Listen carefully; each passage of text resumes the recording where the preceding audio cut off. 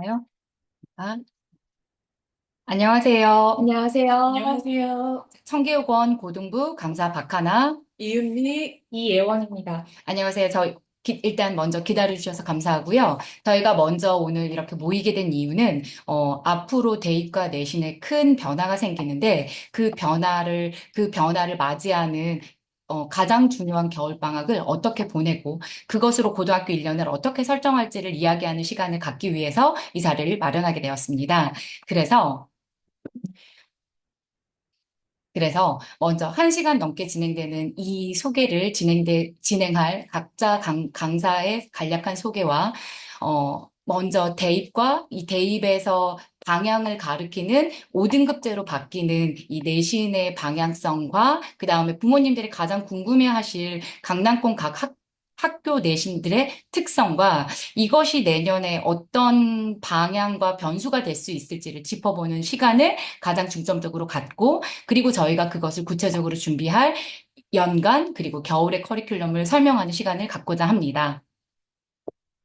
먼저 오늘 저희 1시간을 진행할 각각 고등부 선생님 소개가 이제 이렇게 이루어지는데요. 지금 이렇게 말을 시작한 저는 박하나라고 하고, 그리고 제 옆에 예원쌤, 그리고 이은미쌤 이렇게 있는데, 저희의 각각의 이렇게 프로필을 읊는 거는 사실 너무 기계적이고 의미가 없는 일이라서, 일단 부모님들이 각각 이 시간을 통해서 얼굴을 읽히시고 가장 먼저 봐주십사 하는 면은, 저희는 사실 어떤 학원보다 아이들을 되게 깊게 정말 정성스럽게 본다라는 걸 큰 자부심을 갖고 있거든요. 그래서, 사실 저희 각각이 여기까지 오기까지 개인적으로 쌓은 프로필이 사실 부끄러움이 없지만, 그런 기계적인 요소보다는 저희가 아이들을 어떻게 대하고 어떻게 준비하는지에 대한 정성이 잘 전달되었으면 하는 마음을 갖고, 이 각각은 나중에 문자나 뭐 화면으로도 확인하실 수 있기 때문에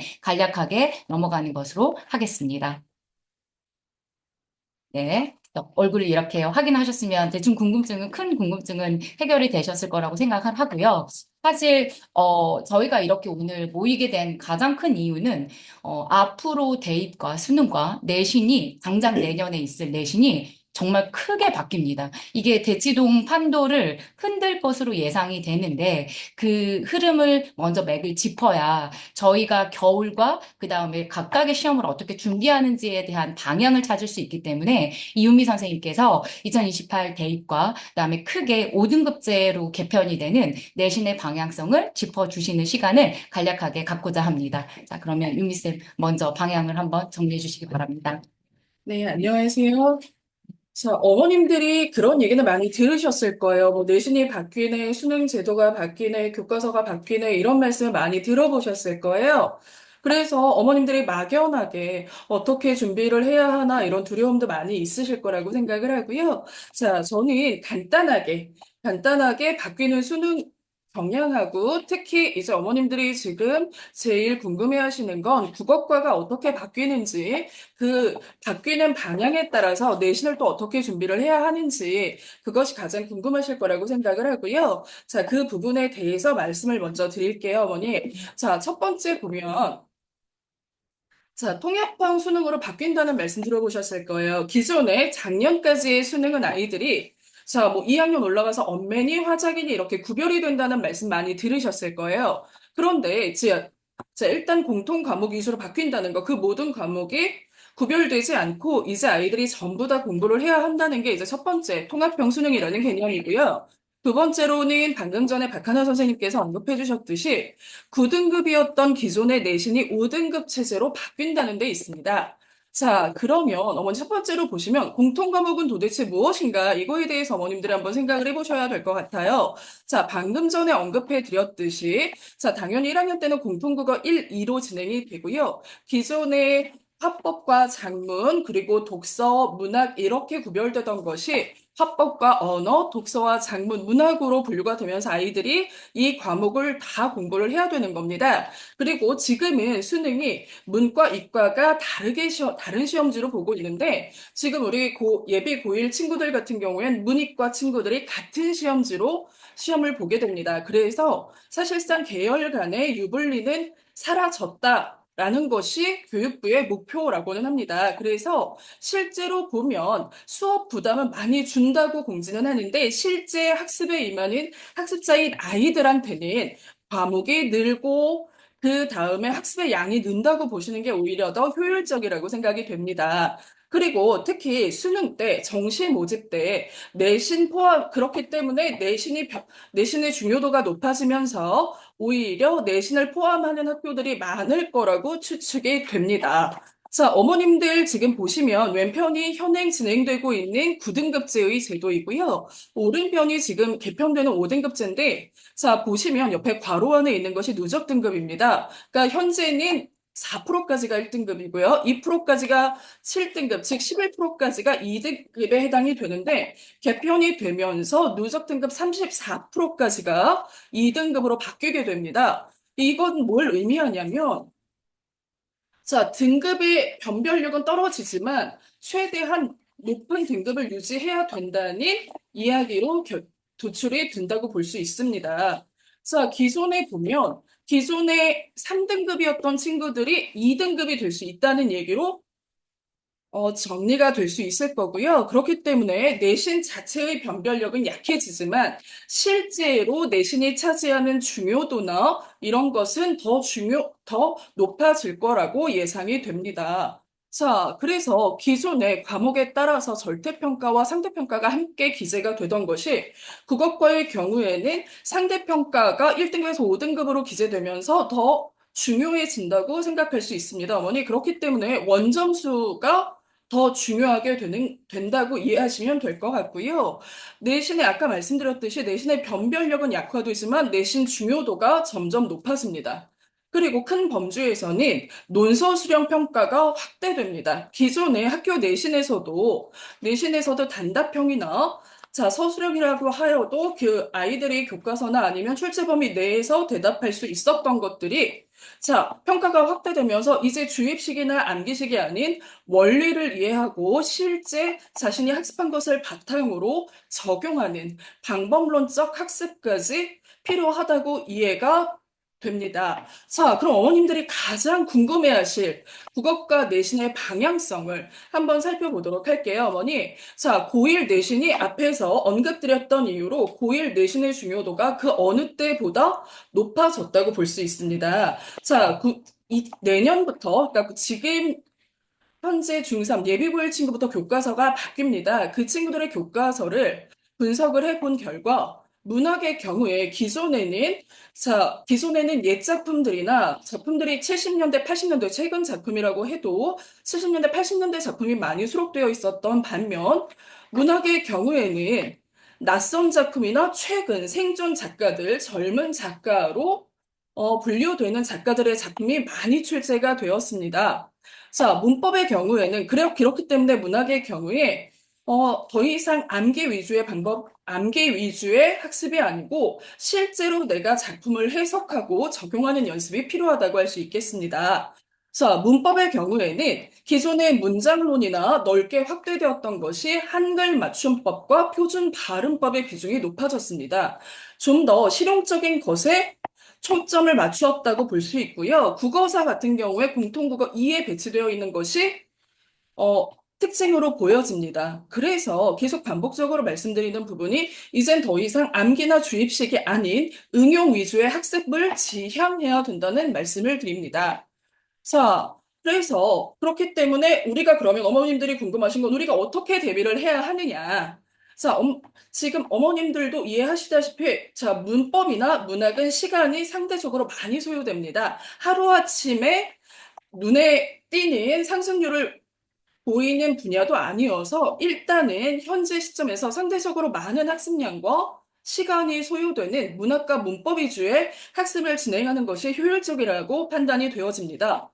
자, 그럼 두 번째로, 그래서 어떻게 내신을 대비하느냐. 문학 같은 경우에는 아이들이 많이 어려워하는 부분이 아무래도 고전 시가 영역이라고 할 수 있습니다. 고전 시가나 고전 산문을 비롯한 고전 파트이기 때문에 그 어려워하는 고전 중에서도 그래도 쉽게 접할 수 있는 보전 시가를 통해서 미리 학습하는 것이 중요하다고 생각이 들고요. 현대시 같은 경우에도 작품을 해석해서 낯선 작품이 나왔을 때 아이들이 스스로 적용할 수 있는 것이 필요합니다. 현대 소설도 마찬가지의 방법으로 진행하시면 될 것 같습니다. 자, 문법의 경우에는 고1 내신 범위, 즉 아까 말씀드렸던 의문문과 표준 발음법과 관계된 사항에서 개념 정리는 물론이고 문제 풀이까지 아이들이 스스로 적용할 수 있도록 선행 및 반복 학습이 중요하다고 생각합니다. 자, 또한 독서 같은 경우에 어머니 요즘에 아이들 문해력 얘기 많이 하시잖아요. 문해력이라는 건 결국에 문맥 간의 의미 파악과 연결이 되는 것입니다. 그리고 강남권 지역의 학교의 경우에 거의 모든 학교에서 교과서 밖의 지문을 인용을 합니다. 그렇기 때문에 그러면 교과서 밖의 지문은 우리가 어떻게 활용을 해야 되느냐? 가장 좋은 지문은 기존의 기출 지문이라고 할 수 있습니다. 그렇기 때문에 기존 기출 지문을 통해서 내용 이해와 문제 적용 능력을 기르는 것이 중요하다고 생각합니다. 이상, 자, 바뀌는 수능 개편안과 국어과 내신 경향에 대해서 말씀드렸습니다. 네, 감사합니다. 어머님들 잘 들으셨나요? 일단, 내신에 저희가 예비고 1을 준비하는 설명회이기 때문에, 예비고 1에 좀 초점을 맞춰서 잠깐 간단한 요약을 드리자면, 결국 내신이 5등급제가 된다는 얘기거든요. 근데 그렇지 않아도 이렇게 힘든 대치동 내신이 더욱더 과열될 거라는 것이 누구나 예상할 수 있는 결론이 됩니다. 그래서 어느 학교를 가든지 내신은 과열될 수밖에 없고 대치동에서 내신 3등급이 나중에 고3이 됐을 때 어떻게 쓸까를 생각해 보면 되게 우려스럽다라는 게 되게 명확해지거든요. 그래서 무조건 겨울방학 때 사활을 걸고 이게 사실 모든 과목에 해당하긴 하겠지만 겨울방학 때 정말 준비를 뼈저리게 열심히 해서 내신 때 중간고사 때 좋은 시작을 하지 않으면 어렵겠구나. 이거를 먼저 마음에 첫 번째로 가지셔야 될 것 같습니다. 자, 그거를 기점으로 그러면 이제 저희들이 각 학교별 특성을 가장 어떻게 좀 잡고 준비를 어떻게 해야 되는지 좀 구체적인 이제 지금까지 일반론을 했다면 구체적인 얘기를 해야 할 텐데요. 각각의 학교들이 갖고 있는 성향들이 사실 명확합니다. 근데 그 학교들을 나열식으로 설명하면 사실 굉장히 설명이 처지고 재미가 없거든요. 그래서 각 학교들을 일단 내신형, 그 다음에 수능형, 그 다음에 복합형 몇 가지의 특징으로 좀 분류를 해서 이 학교별 특성이 어떻고, 그 다음에 이것이 내년에는 어떻게 변화할 수 있을 것 같다라는 방식으로 설명을 진행하도록 하겠습니다. 일단 제가 먼저 이어받아서 경기고랑 중상고를 묶어서 내신형으로 설명을 하고 먼저 경기고에 대해서 설명을 드릴 텐데요.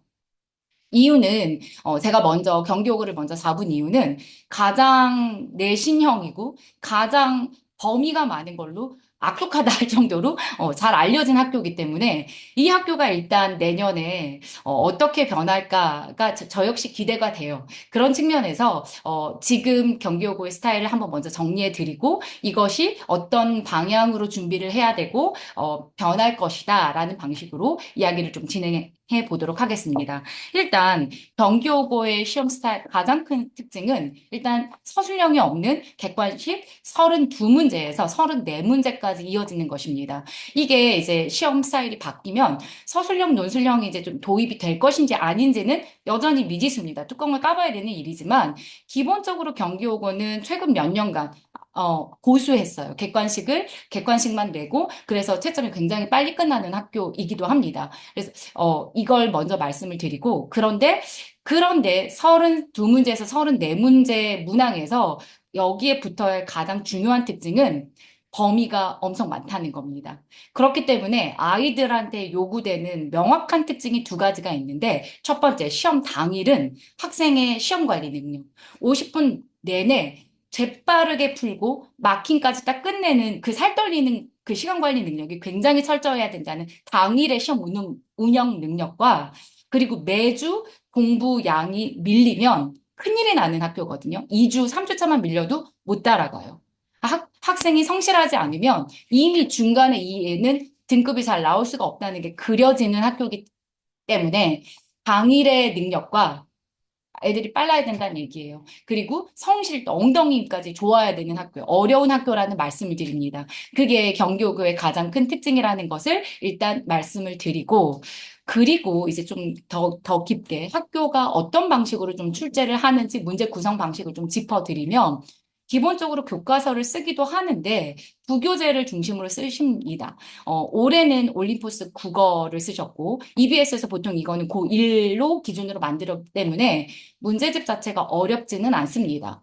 그런데 작년 같은 경우는 23년도는 기출의 미래라고 2, 3학년을 중심으로 모의고사 문제집을, 그러니까 모의고사를 모아놓은 문제집을 부교재로 쓰셨습니다. 이게 2학기 때 시험 범위가 됐을 때 평균이 굉장히 낮았거든요. 그래서 기본적으로 부교재 활용도가 굉장히 높은 학교다. 근데 여기서 멈추냐? 그렇지도 않습니다. 추가 프린트가 나오는데 이 세 개를 고르습니다. 경기고의 특징은 뭐냐면 진도가 진짜 많은데 시험에서 그게 단 한 작품도 빠지지 않는 게 특징입니다. 그래서 이제 사실 경기고를 어느 정도 알고 있다 싶은 어머님들은 사실 치를 떨어요. 왜 이렇게까지 하지? 라는 학교 중에 하나고, 그다음에 이게 사실 너무 겁을 먹을 수 있는 얘기긴 한데, 제가 경기고의 이번 평균에 대해서 조금 전달을 드리면 바로 다가오실 거예요. 이번 2학기 중간고사의 경교고 국어 평균이 56점이었습니다. 그러면 굉장히 낮은 점수거든요. 그리고 2학년 문학의 좀 평균을 말씀드리면 50점이었습니다. 그러니까 이 경향성이 말하는 거는 뭐냐면 기본적으로 학교는 쉽게 낼 의향이 없다는 겁니다. 이것으로 볼 때 좀 짐작되는 내년의 형태를 조금 유추하자면 교과서가 바뀌는 해에 선생님들의 재량이 굉장히 커지는 경향이 있거든요. 그런데, 시험 범위가 많은 학교잖아요. 문항수를 많이 내는 학교잖아요. 그럼 저는 100% 부교재와 프린트가 넘쳐날 거라고 예상을 합니다. 그리고 문법과 문학을 엄청 교과서 거를 땡겨서 쓰고, 그다음에 외부 작품을 땡겨서 써서 어찌됐건 학교가 원하는 공부 분량을 기어코 채우고야 많은 그런 버전이 펼쳐질 거라고 지옥도입니다. 그렇게 예상을 하는데, 그게 너무나 명확한 학교의 방향이라고 저는 예측을 하기 때문에 아이들이 굉장히 부지런해야 되고, 겨울방학 때 해야 될 일이 굉장히 명확합니다. 일례로 이번에 중간고사의 시험 평균이 그렇게 낮을 수밖에 없었던 이유를 조금 뽑아보면, 문법이 형태소, 품사, 의문병동, 맞춤법이 한 시험 범위에 다 들어갔습니다. 그것만 들어간 게 아니라 문학의 고전, 그다음에 비문학까지 다 섞여서 그렇게 34문제가 만들어지는 평균 56점의 시험이 나왔던 거거든요. 그러니까 결론은 되게 명확하나합니다. 겨울방학 때 문법을 부지런히 한 바퀴, 두 바퀴는 최소한 돌아놔야 학기에 뭘 할 수가 있다. 이런 얘기가 됩니다. 지금 아까 이유미 쌤이 설명하셨지만 이제 등급제가 5등급이 되면 대치동에서 내신 3등급은 고3 때 굉장히 위험한 지수가 됩니다. 그러면 최대한 66%까지 들어가는 2등급 안에는 들어가고 그리고 심지어 변별도 이제 될까 싶은 학교의 1등급 안에는 무조건 들어가야 되는 최상위권을 노린다면 기본 작품들, 교과서가 바뀔 때 나타난 어떤 우리가 우려할 만한 특징들을 고려한다면 겨울방학이 너무 중요해진다는 얘기가 되고 제가 먼저 경기 여고를 설명하는 그게 이유이기도 합니다. 진도가 많은, 기본적으로 진도를 많이 쓰는 학교일수록 그리고 그게 교과서가 바뀌는 해와 만날수록 선생님들이 외부 제시문을 끌어다 쓸 확률은 높아진다는 걸 꼭 먼저 말씀드리고 싶어서 경기여고를 먼저 배치하게 됐습니다. 그렇기 때문에 겨울방학 때 방금 우리가 크게 공부해야 될 거. 그러니까 이게 아무리 수능 체제가 바뀌고 그다음에 내신 체제가 바뀌어도 결국 예비 고1 겨울방학 때 해야 될 일은 명확합니다. 먼저 문법을 몇 바퀴 돌 수 있는 구조를 만들어 놓고 외부 제시문을 읽을 수 있는 눈을 키워야 되는데 그 외부 제시문만으로 안 키워집니다. 기존의 정석인 작품들, 기존의 수능이 반드시 내신이 건드는 작품들을 배우면서 거기에 살을 붙이는 방식으로 진행을 해야 된다는 말씀을 같이 곁드립니다. 그리고 뒤에 이 시험지는 제가 이번에 그 악독한 시험에서 굉장히 칭찬해주고 싶은 학생이 시험지여서 조금 잠깐 들고 와 봤는데요. 제가 이번에 경교고가 진도가 되게 많아지니까 학생이 그러니까 잘 본 유형이 되게 명확하게 딱 압축이 되더라고요. 성격이 뭐였냐면 겨울방학 때 이제 저랑 문법 공부 그다음에 겨울방학 때 그 기존의 고전 작품들을 열심히 공부했던 친구들이 오히려 이렇게 진도가 많아지니까 오히려 학기 중에 편했다. 이렇게 말한 친구가 이제 정말 되게 사실적으로 나오기 시작했고, 그러니까 정말 이 죽일 놈의 선행입니다, 결국. 다시 근데 그 문제로 돌아가더라고요. 그랬고, 그리고 이제 이 시험지는 이 시험, 친구의 성격이 굉장히 좋았고, 그 다음에 이 시험지는 2학기 때, 그러니까 1학기 경교고 같은 경우는 중간층이 너무 많기 때문에 적당히 하는 여자친구들이 너무 많아요. 그렇기 때문에 처음에 자기가 내가 중학교 때 공부 좀 했어 하는 친구들이 되게 가장 많이 쇼크받는 학교 중에 하나예요, 경교고가. 근데 이 친구도 1학기 처음 중간고사가 사실 주춤해서 엄청 충격을 받았거든요. 근데 자기 엉덩이 힘으로 질문하고 오답 정리를 굉장히 잘하는 장점을 살려서 마지막에 뒤에 문법 파트를 이렇게 잘 맞춰준 되게 제가 자랑하고 싶은 시험지 친구여서 이렇게 들고 왔습니다. 지금 이게 다 맞은 시험지인데요. 좀 잘 글씨가 작아서 보이지 않으시겠지만 음음부터 형태소부터 품사부터 문법 범위가 되게 다양하고 이 시험지를 고3할 때 그대로 풀려도 되는 정도의 난도를 갖고 있었습니다. 근데 그 시험지를 이렇게 잘 맞추는 걸 보고 제가 이게 되게 가르치면서 참 기묘해지는 지점인데 역시 문법을 미리서 하지 않고는 학기 중에는 뭐가 안 되는구나. 참 씁쓸한 현실이다. 근데 또 한편으로 이 친구는 엉덩이 힘으로 성실함으로 좀 이겨내서 굉장히 기뻤던 기억이 있었습니다. 결국 공부의 정석은 그건 것 같습니다. 기초를 확실히 다져놓는 거. 그게 겨울방학이라는 걸 가장 잘 확인할 수 있었던 학교였습니다. 그리고 이제 두 번째로 제가 설명해 드릴 학교가 중산고인데 중산고를 경기고에 이어서 설명하는 이유는 또 명확합니다. 들으실 때 지루하지 않게 일부러 이렇게 배치한 구성인데요. 중산고 역시 내신형 중심의 학교입니다. 그런데 중산고의 가장 큰 특징이 경기고랑 비교해서 무엇이냐 하면 범위가 되게 제한적입니다.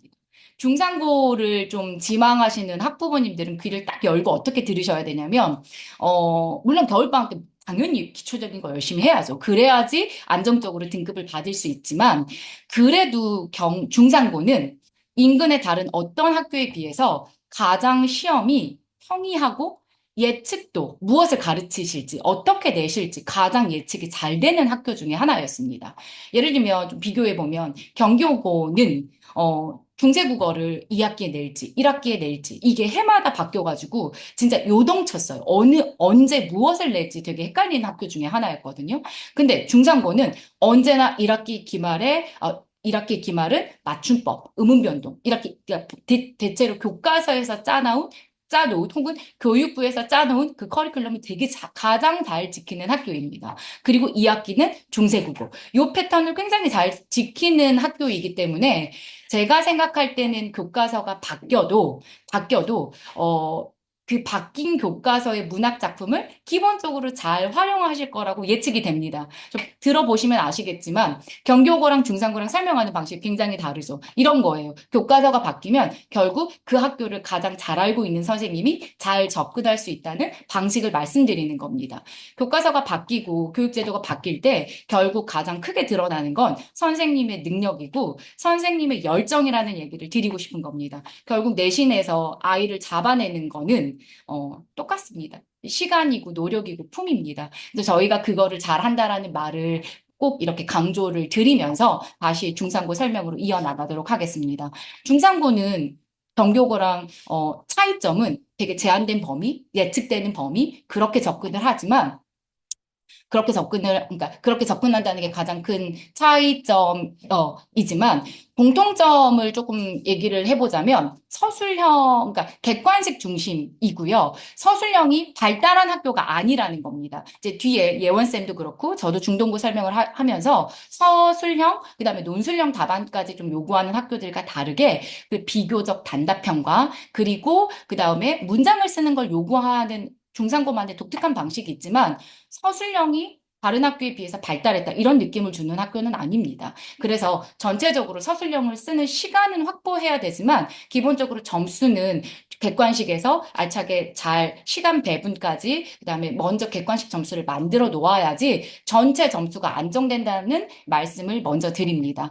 그리고 일단 중상고는 제가 뒤에 시험지를 보면서 조금 말씀드리고 싶은데 중상고에, 그러니까 이번에 교과서가 바뀌고, 그 다음에 5등급제로 내신에 어떤 변화가 생기면서, 물론 중상고도 중상고 나름의 변화를 하겠죠. 그런데 제가 중상고에서 조금 말씀드릴 수 있었던, 그리고 제가 지금 1학년을 하면서 좀 느끼고 있는 제 자랑을 좀 곁들여서 말씀을 드리면, 중상고는 사실 이게 좀 위험한 말일 수 있으니까 좀 가려 들어주세요. 어느 학교보다 성적을 빨리 올릴 수 있는 학교라는 게 사실 제가 생각하는 중상고의 가장 큰 장점입니다. 그리고 제가 그걸 굉장히 능하다는 좀 말씀을 드리고 싶은데요. 왜냐하면 중상고는 아까 말씀 학교의 성격인데요. 범위가 많지 않고 그다음에 그 대신 주어진 범위를 되게 깊게 문제를 잘 내시는 게 또 중상고의 특징입니다. 주어진 범위를. 그러니까 예를 들면 문법을 시험 범위로 좀 잡으면 가장 선명하게 문법을 잡아볼게요.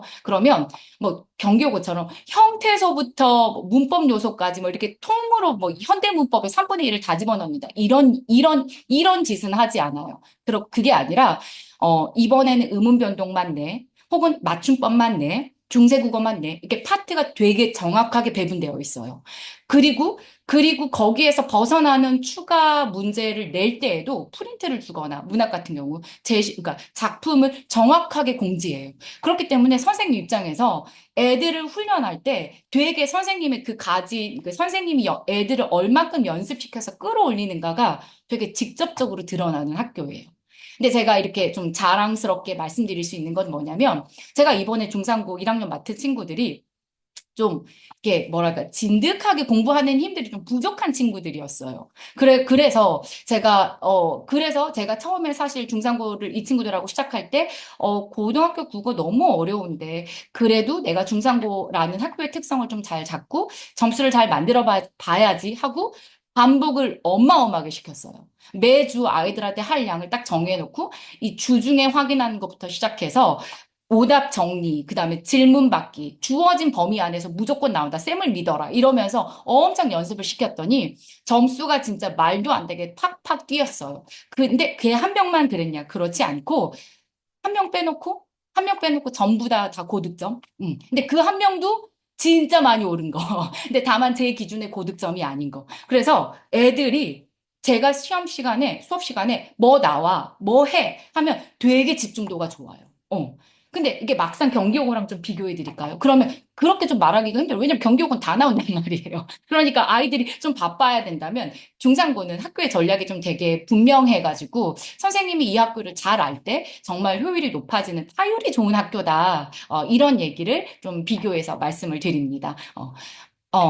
그러면 이제 제가 내신형에 좀 걸맞게 경기고와 중상고를 좀 묶어서 각 학교들이 좀 객관식이 좀 발달했고, 그 다음에, 선생님, 경기고는 범위가 아주 많고, 중상고는 좀 제한된 범위를 쓰지만, 기본적으로 서술형, 논술형이 발달한 학교가 아니고, 그 다음에 객관식 위주의 어떤 시험 스타일을 고수한다, 라는 좀 특징을 집어서 말씀을 드렸다면, 이제 그 다음은, 조금 더 각 학교의 수능형 혹은 복합형의 성격을 갖고 있는 학교로 넘어가도록 하겠습니다. 자, 이어서 예원쌤이 설명해 드리도록 하겠습니다.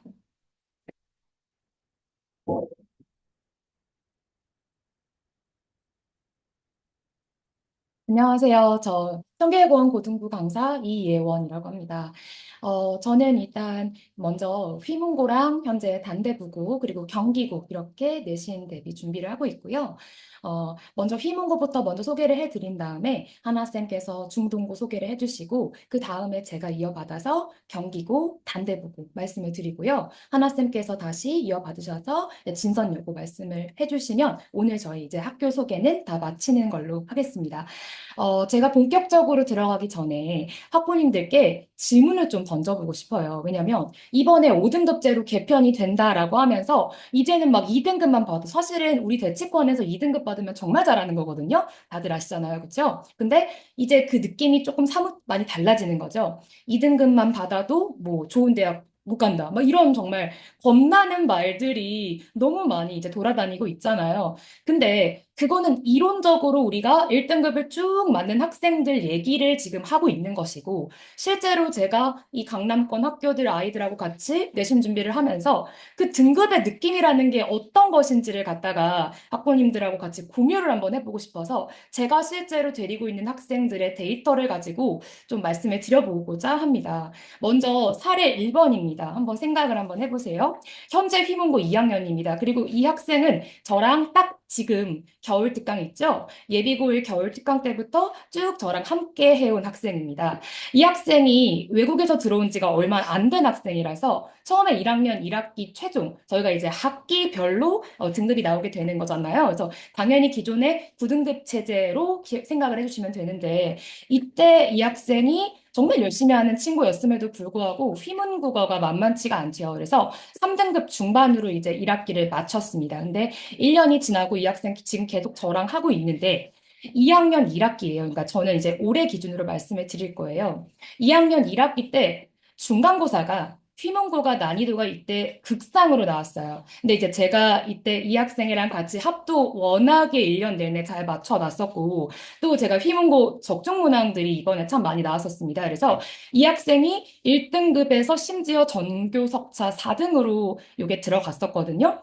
근데 저희가 아시다시피 등급은 1학기 최종이기 때문에 그럼 우리 기말에 한번 해서 1등급 한번 붙여보자라고 했는데 기말고사가 중간고사가 이렇게 너무 어렵게 나와버리니까 아이들의 성원이 막 이렇게 원성이 자자했던 거예요. 그래서 난이도가 중하 정도로 나왔어요. 근데 이렇게 되면 2학년 애들은 중하 정도로 나오면 애들이 다 잘해버리거든요. 그래서 이 학생이 실수로 한 문제를 틀려서 2등급 중반으로 확 내려와 버립니다.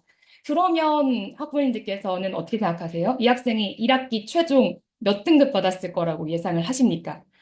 이 학생이 최종 1등급은 받았고요. 심지어 전교 석차가 1등이었습니다. 국어만 말씀을 드리는 겁니다. 이게 말이 되나 싶으시잖아요. 근데 이게 등급의 세계예요. 이게 사실은 뚜껑 열기 전까지는 아무도 이 학생이 몇 등급 받는지는 모르는 거거든요. 근데 이런 경우가 많아요. 중간고사가 내 예상보다 좀 낮게 나왔어. 예를 들면 2등급 초반이 나왔어. 그냥 지금 현재 9등급 체제로 말씀을 드리는 겁니다. 그러면 학원을 옮겨봐야 되나? 왜냐하면 대치동에 워낙 많은 학원들이 있고 대체제가 정말 많잖아요. 그렇기 때문에 아이들이 막 이렇게 쉽게 쉽게 옮겨 다니는 경우가 정말 많아요. 근데 만약에 이 학생이 이 중간고사, 물론 이 앞뒤 순서가 바뀌어야 되겠습니다만, 중간고사 조금 망쳤다고 다른 곳 갔으면 이렇게까지 성적이 뛸 수가 있었을까요? 그러니까 이게 제가 물론 중간에 적중 문항도 많이 넣었고, 이 학생이랑 같이 합을 맞춰 놓은 것도 있겠지만, 가장 중요한 건 내신은요, 진짜 뚜껑 열기 전까지 모르기 때문에 강사와 이 아이와의 호흡이 정말 정말 중요합니다. 서로 간에 신뢰가 있지 않고서는 이 정도의 성적 상승은 있을 수가 없는 일이거든요. 그러니까 전교 석차 1등이라는 게 그러면은 여기 4등 했을 때 앞에 1, 2, 3등은 어떻게 했어? 하지만 그 아이들이 기말고사 때 이 아이보다 꾸준하게 이제 못했다는 거죠. 그렇죠? 두 번째 사례를 한번 또 보여드릴게요. 현재 휘문고 1학년 제가 지금 데리고 있는 학생이고요. 이 학생도 마찬가지로 저랑 겨울 특강 때부터 예비고 겨울 특강 때부터 쭉 함께 해오고 있는 학생입니다. 그러니까 휘문고의 특징이 뭐냐면요. 저희 수업의 특징이라고 한다면 휘문고뿐만 아니라 스테이율이 굉장히 좋습니다. 예를 들어서 휘문고반 지금 현재 제가 1학년, 2학년 반을 가지고 있는데 1학년의 경우에는 겨울 특강 때부터 저랑 함께 해온 학생 중에 한 명 빼고 모두 다 지금 2학기 기말고사도 지금 같이 대비를 하고 있거든요.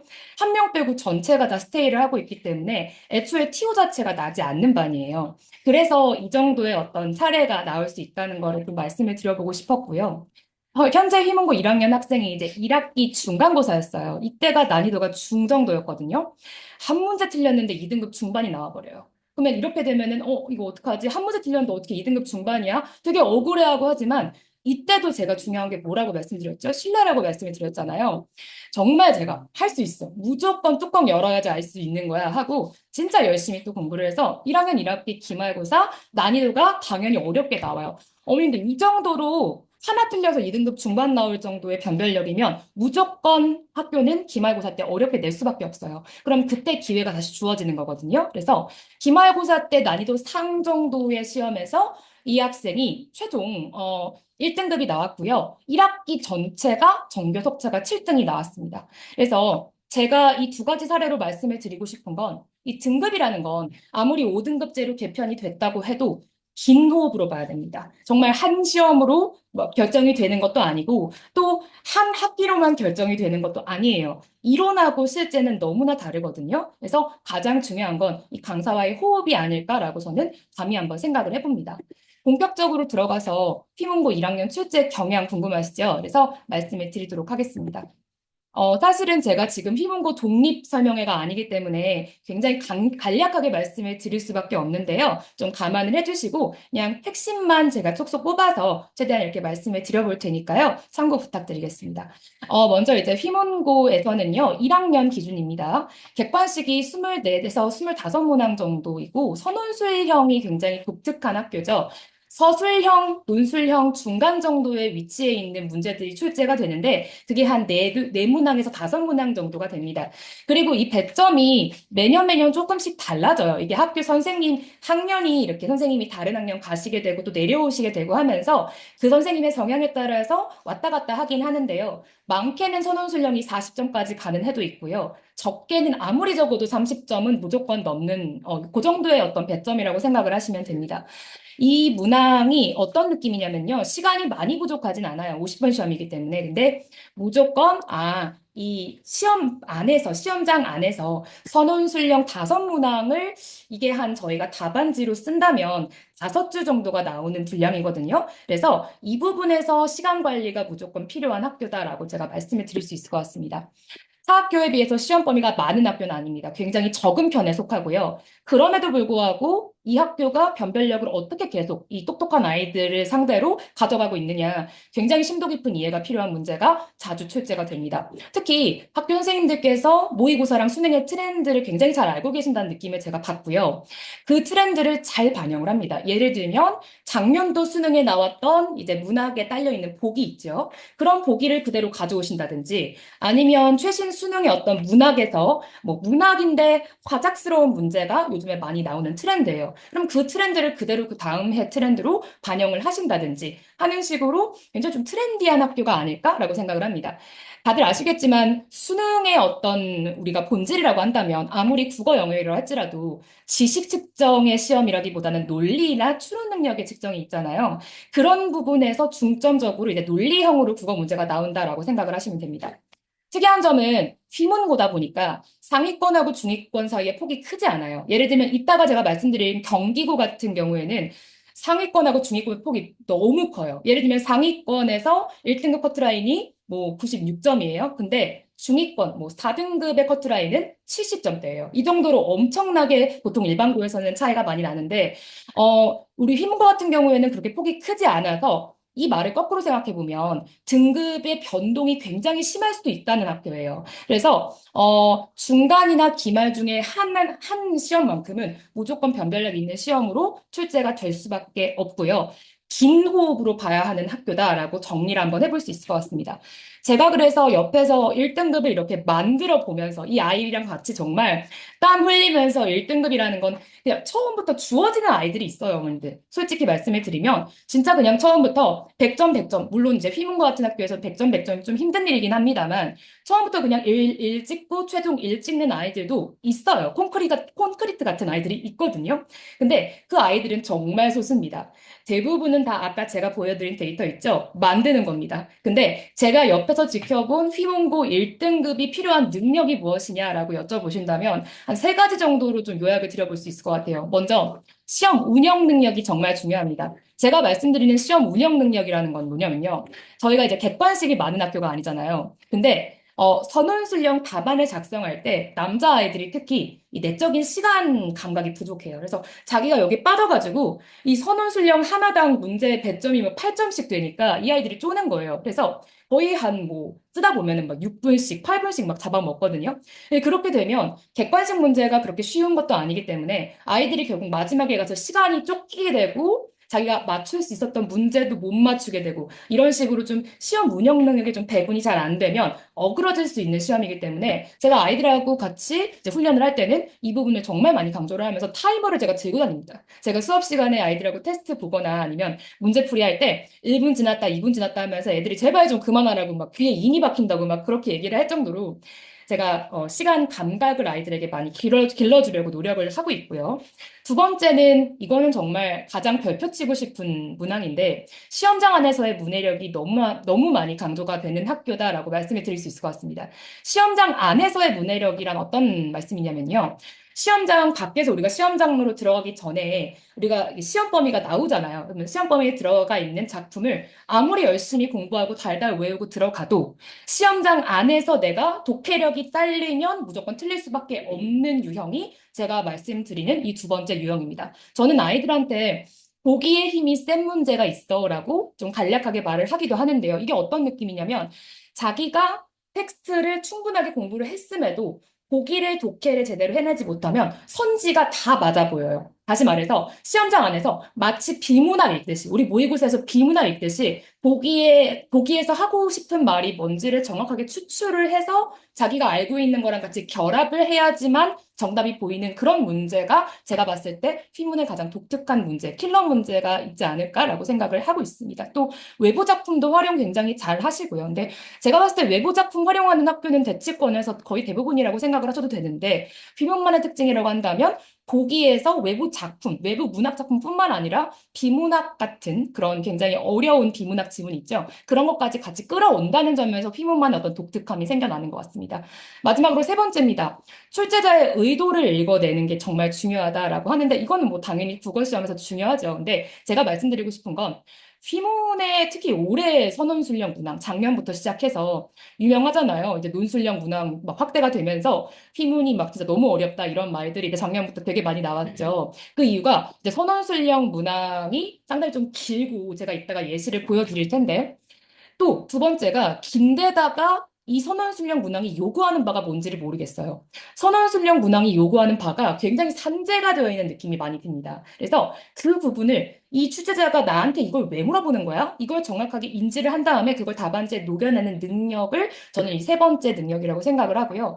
수업 시간에 이렇게 세 가지를 겨울방학 때부터 굉장히 많이 강조를 하면서 아이들 데려가고 있습니다. 예시를 한번 보여드려야 감이 와닿으실 것 같아서요. 제가 이제 워낙에 대치권 학교들마다 특징들이 분명하다 보니까 저는 직보 자료라든지 아니면 실제로 아이들 훈련시킬 때 그 학교의 특성을 고려한 그 학교의 특성을 철저하게 반영한 문제를 제가 직접 제작을 하고 있고요. 특히나 직보 때 최종 모의고사 같은 경우에는 정말 말 그대로 그 학교의 유형을 온전하게 다 반영을 해야 하잖아요. 그렇기 때문에 제가 거의 한 80%, 90% 정도는 제가 문항을 직접 제작하고 있습니다. 제가 직접 제작한 문항에서 똑같이 시험 문제가 나온다든지 아니면 그 논리가 정말 닮아 있는 문제가 나온다든지 할 때 희열도 많이 느끼고 자부심도 많이 느끼고 있는데요. 이제 작년에 이제 2학기 중간고사의 경우에는 서술형을 이거 보세요. 이게 문법 서술형이거든요.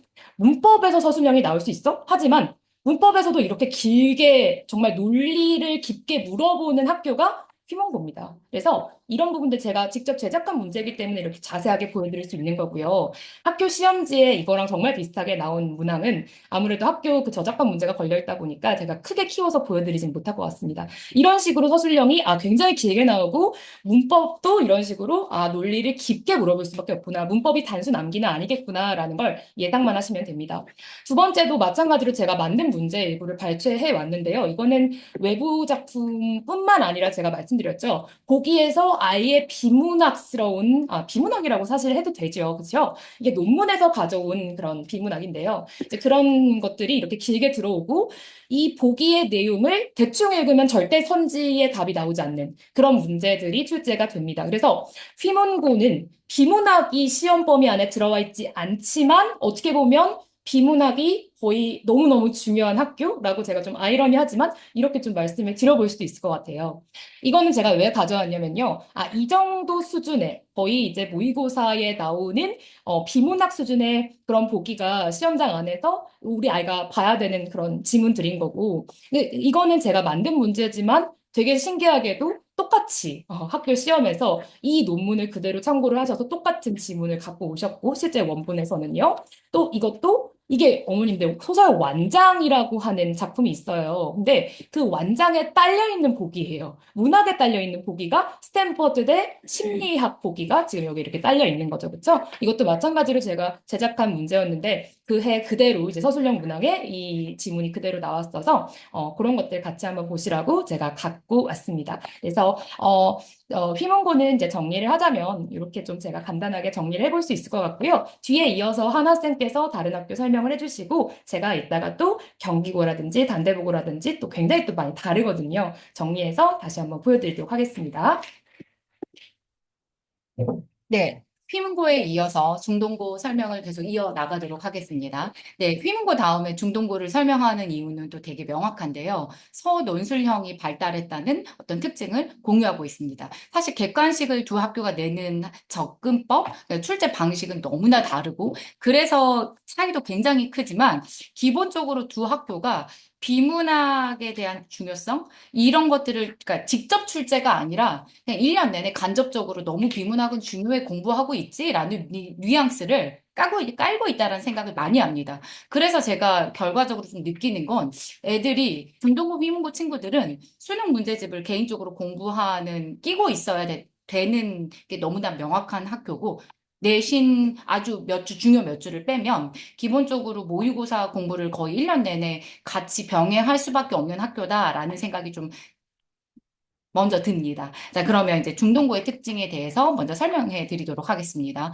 중동고는 너무나 잘 아시다시피 서술형이 먼저 문제 한번 보시겠습니까? 되게 명확하게 제시문을 싹 주고 아시죠? 다들 너무 유명하게 아시죠? 1번이 각 문단을 요약하라입니다. 그래서 1학기는 주로 비문학을 주고, 그 다음에 2학기부터는 고전 문학, 그 다음에 현대 소설까지 다 들어옵니다. 그러니까 애들 입장에서 사실 문학이 들어오면 어디까지가 문단이야?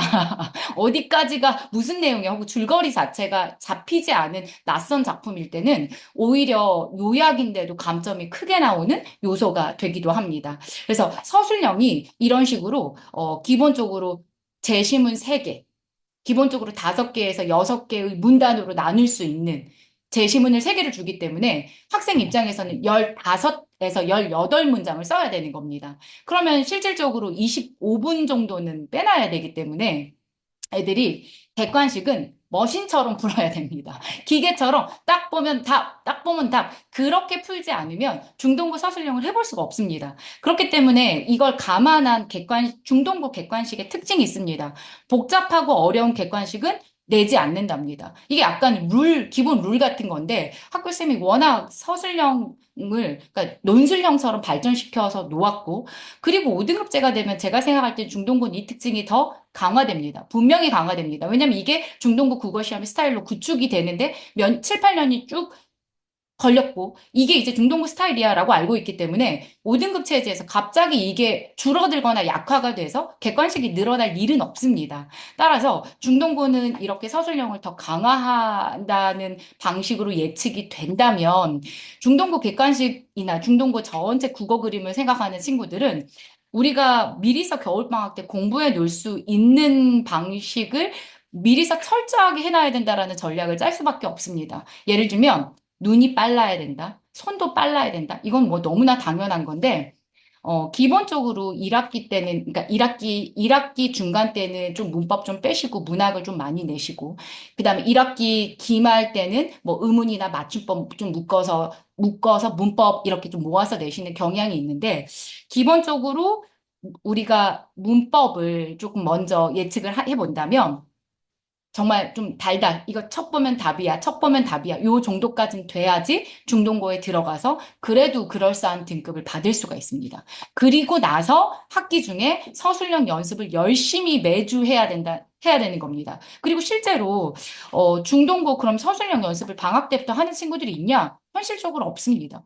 중동고를 입학이 되게 확정이 됐고 되게 확실해도 미리서 내가 중동고 국어의 서술형을 준비할 거야. 없어요. 그러니까 먼저 해놓을 수 있는 영역은 빨리 풀 수 있는 객관식 시험의 단축을 요구하는 문법에 대한 이해. 그리고 문단을 요약한다는 건 결국 너 독해 잘하냐? 어떤 제시문이든지 읽어낼 수 있냐? 독해력, 문해력을 요구하는 거기 때문에 비문학, 모의고사, 공부가 어떤 다른 학교보다 되게 철저해야 된다. 이 말씀을 조금 드리고 싶습니다. 게다가 요즘 좀 이게 중동고도 학교 스타일 안에서 좀 진화가 되고 있는 게 뭐냐면 객관식이 기본적으로 좀 단답형 중심으로 주시다가 어느 해에는 그러니까 비문학 하나를 낯선 제시문을 포함시킬 때도 있습니다. 공지 있을 때도 있고 없을 때도 있는데 근데 문제는 그러면 이제 애들 입장에서 객관식에도 시간을 더 투자해야 되는 일이 생기는 거예요. 애들 입장에서 더 바빠지죠. 그러니까 둔한 학생이야. 내가 기본적으로 좀 국어가 약해 그러면 정말 아까 예원쌤 말씀하셨죠. 길게 보고 국어를 잡는 연습을 해요. 당장 내가 한 번에 성적이 나오지 않더라도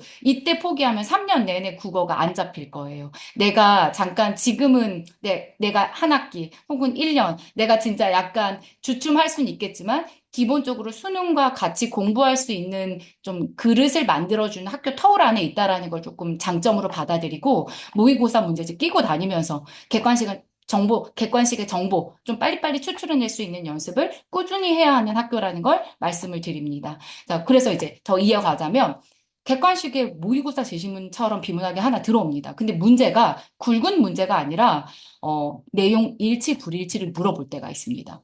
애들 입장에서 낯선 제시문인데 내용 일치 불일치가 사실 정확한 독해를 요구하기 때문에 시간을 요해요. 이게 모의고사가 아니라 내신에서 이런 문제가 나오면 정말 시간이 쓰이기 때문에 이러면 문제가 어려워서가 아니라 야 이거 서술형의 압박이 심해지는데 약간 이런 식의 압박이 올 수 있다라는 거를 좀 감안하면서 준비해야 된다. 이 말씀을 먼저 드립니다. 그리고 뒤에 이제 조금 보시면 아시겠지만 이게 실제 아이의 학생 시험지거든요. 근데 여기서 뭐 느껴지시는 거 없으세요? 애들이 여기에 체크할 현장에 시간이 없어요. 애들이 다 다른 애가 두 장을 준 건데 서술형에 체크된 게 하나도 없죠. 왜냐하면 쓰기 바쁘기 때문이에요. 그럼 그 말은 연습 때 정말 이문쌤 말씀하셨죠. 타이머를 딱 재고 정확하게 끊어주는 연습을 매주 정확하게 해야 돼요. 너 좀 늦구나. 그러면 완성해봐. 이런 연습으로는 절대 되지 않는 학교라서 시간을 정확하게 준수해서 이번에 못 풀었어. 네 점수는 지금 여기야. 지금 굉장히 부족하네. 다음에는 시간 안에 쓰게 해. 개발 세 발이라도 써야 돼. 이렇게 조금씩 하면 애들이 늘게 되고 또 이제 제가 이제 중동고를 가르치면서 조금 장점으로 말씀드릴 수 있는 거는 기본적으로 논술 경험이 바탕이 되어 있기 때문에 아이들의 중동고 답안에 대한 첨삭이 최적화되어 있다. 그래서 이 연습의 감점을 굉장히 현장에서 줄여주는 점수들을 받아서 서술형에서의 감점이 다른 곳보다 되게 적었다라는 거를 되게 장점으로 말씀드릴 수 있을 것 같아요. 그게 되게 장점이었고, 그리고 좀 되게 기묘한 좀 중동고의 장점을 말씀드리면, 그래서 막상 아까 말씀드렸죠. 객관식이 단답형으로 나온다고 말씀드렸죠. 막상 객관식 문제가 복잡하다. 이거 굉장히 사고를 요구한다라는 객관식 문항은 되게 없는데, 이렇게 지속적으로 논술형 답안을 발전시키다 보니 아이들이 기본적으로 모의고사 문제집을 1년 내내 끼고 다니더라고요. 그래서 대치동 안에서도 모의고사 1등급이 많은 학교, 물론 입학할 때 좀 그런 성향들도 물론 있겠지만 계속 처지지 않게 모의고사 등급들이 좀 잘 나오는 학교라는 걸 좀 느껴요. 그게 학교 선생님이 애초에 시험 의도였다면 좀 적중하고 있다 이런 느낌을 좀 받아서 이게 5등급제에도 당연히 약화될 일은 없다. 이거보다 더 지속해질 수 있다. 그럴 거면 정말로 좀 방학 동안의 기본적인 작업은 착착 해놓는 것이 너무나 중요하다. 그 얘기를 다시 한번 강조드립니다. 그러면 이어서 예원쌤이 다시 이어가시도록 하겠습니다. 네, 이제 경기고 1학년 출제 경향 제가 이제 정리해서 말씀드릴 텐데요. 순서가 이제 워낙 길다 보니까 다시 한번 정리해드리면 경기고 끝나고 제가 단대부고 이어서 말씀해 드리고요. 그다음에 마지막으로 하나쌤께서 진선 요구 설명을 해주시면 저희가 이제 커리큘럼으로 넘어가서 마무리 단계로 들어갈 것 같은데요. 여기까지 이제 오시면서 진짜 각 학교들마다 자기만의 어떤 그 학생들 변별력을 하는 노하우가 있구나라는 걸 학부모님들께서 좀 눈치를 채셨을 것 같아요. 그러니까 저희가 겨울 특강 때는 이제 물론 이제 우리 주변에 있는 이 경기고라든지 주변 학교들 이제 참여율이 가장 높긴 합니다만 저희가 내신하지 않는 아이들도 사실은 겨울 특강 때 굉장히 많이 들어요. 이제 비율로 따지면 거의 한 7대 3 정도로 되는 것 같습니다. 근데 특징이라고 한다면 이렇게 대치권 안에서 정말 수많은 어려운 문제들을 저희가 다루고 있기 때문에 이번 저희가 이제 겨울 특강 때 하는 이 수업의 내용이란 어려울 수밖에 없어요. 정말 깊이가 있을 수밖에 없어요. 어디서 오답이 나올 수 있고 어디서 함정이 나올 수 있는지는 대치권에서 내신을 계속해서 하고 있는 현역들, 저희 같은 강사들만 알 수 있는 부분이기 때문에 사실 한영외고라든지 제가 지금 한영외고랑 연을 계속 이어와서 한영외고 전교 1등 친구가 이 친구는 국어 1등은 아닙니다. 정확하게 말씀을 드리면 전체 과목 1등 친구가 저랑 지금 고3 때까지 매번 방학 때마다 오고 있어요. 제가 내신을 해주지 않는데도 불구하고 그런 식으로 또 그 친구가 다른 친구 데려오고 해서 매년 한영외고에서 잘하는 친구들이 사실은 저한테 방학 때 들어와서 제가 워낙 깊이 있게 수업을 하고 있으니까 그런 부분도 충전을 하고 또 내신 들어가고 또 내신 끝나면 여름방학 오잖아요. 여름방학 다시 돌아오면 또 저한테 다시 와서 충전하고 가고 이런 식의 어떤 결과도 자연스럽게 워낙 대치권 이제 학교들이 문제를 잘 내다 보니까 좀 연결이 되어 있지 않을까라고 한번 생각을 해봅니다. 경기고 출제 경향을 말씀을 드리려면 먼저 딱 사진으로 설명이 될 것 같습니다. 어떠십니까? 지금 텍스트가 굉장히 많죠. 물론 우리 국어 시험지를 보면 당연히 국어 시험이다 보니까 텍스트가 많은 시험일 수밖에 없는데요. 그중에 경기고는 단연코 시험지 안에 텍스트가 가장 많은 학교다라고 제가 말씀드릴 수 있을 것 같아요. 이런 이 페이지가요. 총 12페이지 정도로 평균으로 나오고요. 다시 말해서 시험 범위도 정말 많고요. 그다음에 시험에 들어가는 영역도 상당히 많습니다. 일단은 40분 시험이라는 걸 꼭 좀 눈여겨보셨으면 좋겠습니다. 40분이라는 시간 안에 객관식 21문제 플러스 선언술령 6문제를 푸는 게요. 물리적으로만 계산을 해봐도 문제 하나당 1분 조금 넘어가면 시간이 부족한 시험입니다. 그만큼 타임어택 시험이라는 게 너무 명백한 학교고요. 타임어택이 너무너무 심한데도 불구하고 그러면은 문제 난이도는 쉽냐? 아니요. 문제 난이도도 정말 어렵습니다. 그래서 이거는 진짜 국어 귀신들만 100점 받을 수 있는 시험이랄까요? 그 정도로 경기고 시험이 어렵습니다. 휘문고랑 또 다른 결로 많이 어렵고요. 모의고사 전 영역을 다 다루세요. 다시 말해서 예를 들면 이번 9월 모의고사 있죠? 그러면은 이번 시험 범위에 9월 모의고사 화작이랑 비문학 2개 이거 들어간다? 이렇게만 말씀하시고 수업을 안 하세요. 그럼 이제 저희 학원에서 이제 막 쭉 하는 거죠. 그쵸? 모의고사 전 영역이 일단 1학년 1학기 중간 때부터 다 들어가 있고요. 시험 범위 자체가 휘문의 거의 한 3배 정도라고 생각을 하시면 돼요.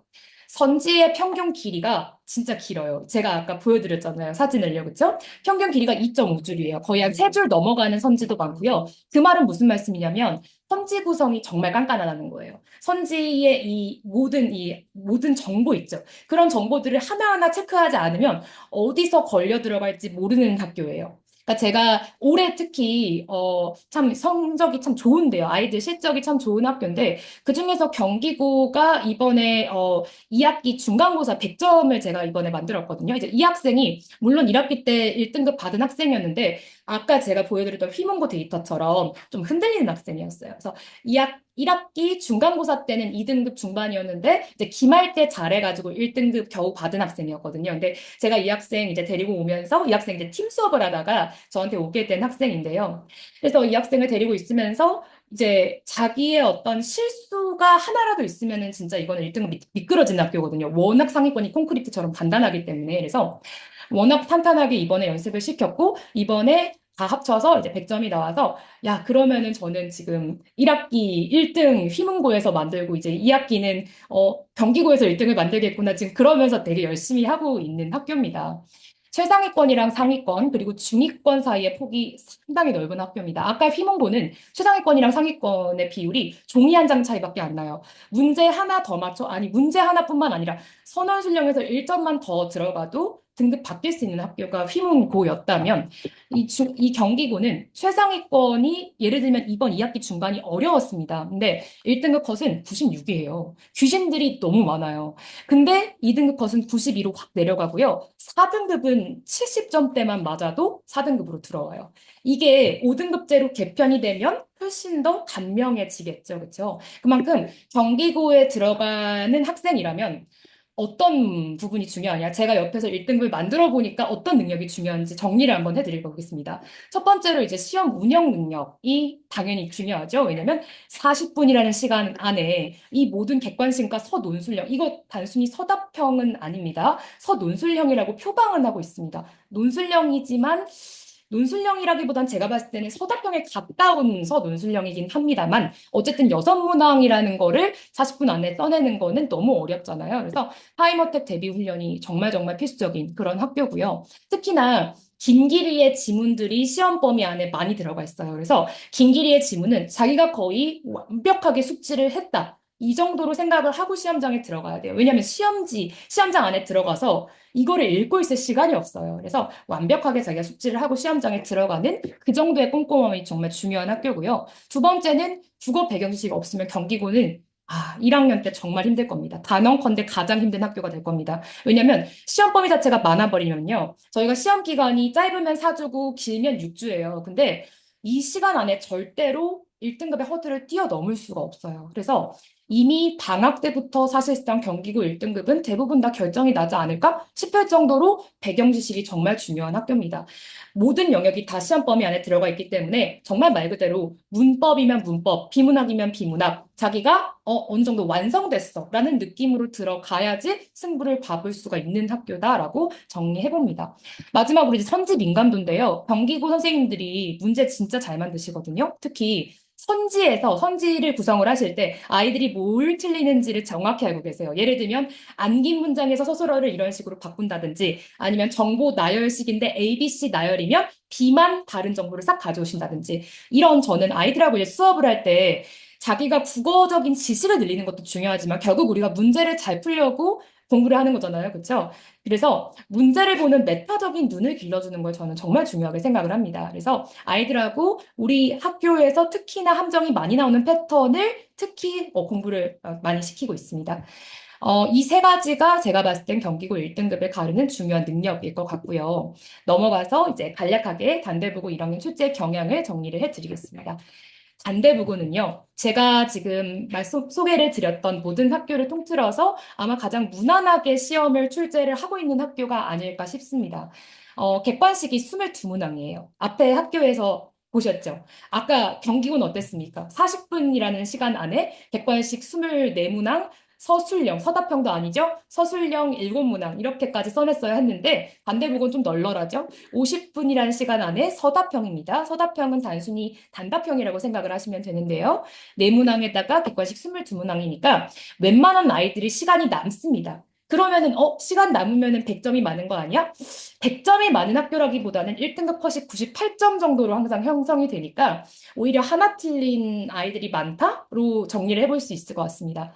요렇게 한 문제, 두 문제 정도가 변별력이 있는 문제로 나오고 나머지 문제는 좀 어떻게 보면 다른 대치권 학교에 비해서는 무난하게 이제 시험이 출제가 되는 학교이다 보니까 실수 잡는 게 정말 중요한 학교다라고 또 정리가 될 수 있겠네요.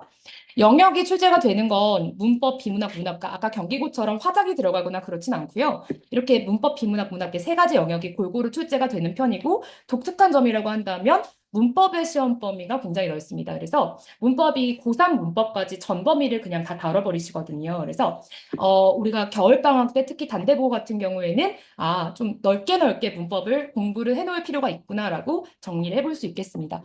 난이도가 높지 않아서요. 1, 2등급 커트라인이 한 문제 틀리면 1등급이고요. 두 문제 틀리면 2등급이에요. 이거를 5등급제로 바꿔보면은 어떻게 될지는 제가 정확히 예측은 못하겠습니다만 두 개 틀리면은 아마 2등급 커트라인 안으로 들어오지 않을까 싶습니다. 세 개 틀리는 순간 5등급제 안에서 2등급으로 떨어질 것 같아요.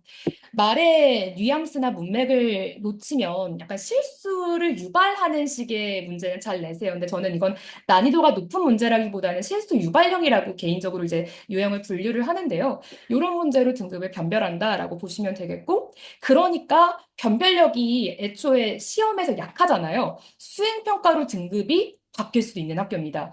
국어 수행평가를 보통 다른 학교들 같은 경우에는 약간 좀 점수 퍼주기용으로 쓰는 경우가 많거든요. 근데 이 경우에는 단대부고가 발표 수업도 굉장히 열심히 선생님들이 젊으세요. 그래서 준비를 많이 하시고 글쓰기 수업도 많이 하시는데 수행평가가 1점, 2점 차이로 등급이 바뀌는 경우도 제가 많이 봤어서 제가 워낙 이제 소규모 수업에다가 아이들 한 명 한 명 좀 다루고 있는 강사다 보니까 이런 수행평가도 제가 시간이 나는 한에서는 이제 도와주기도 하고 그렇게 하면서 등급을 최대한 좀 올려보는 학교입니다. 그래서 제가 정리를 해보면 단대부고 1등급에는 어떤 능력이 필요할까? 답안 검토 능력이 정말 중요하다라고 정리를 해볼 수 있겠네요. 왜냐면 웬만하면 시간이 남잖아요. 그렇죠? 시간이 남는데 왜 틀리냐? 답안 검토를 할 때 자기 실수가 눈에 안 보이는 거예요. 특히나 텍스트가 많은 국어 과목의 특성상 자기 실수가 되게 잘 안 보이는 과목이기도 하거든요. 근데 실수를 걸러낼 수 있는 본인만의 시스템. 다시 말해서 제가 시험지 깨끗하게 풀면 아이들한테 가서 뭐라고 해요. 그 정도로 제가 아이들 어떻게 푸는지 하나하나 다 관리를 하고 있고요.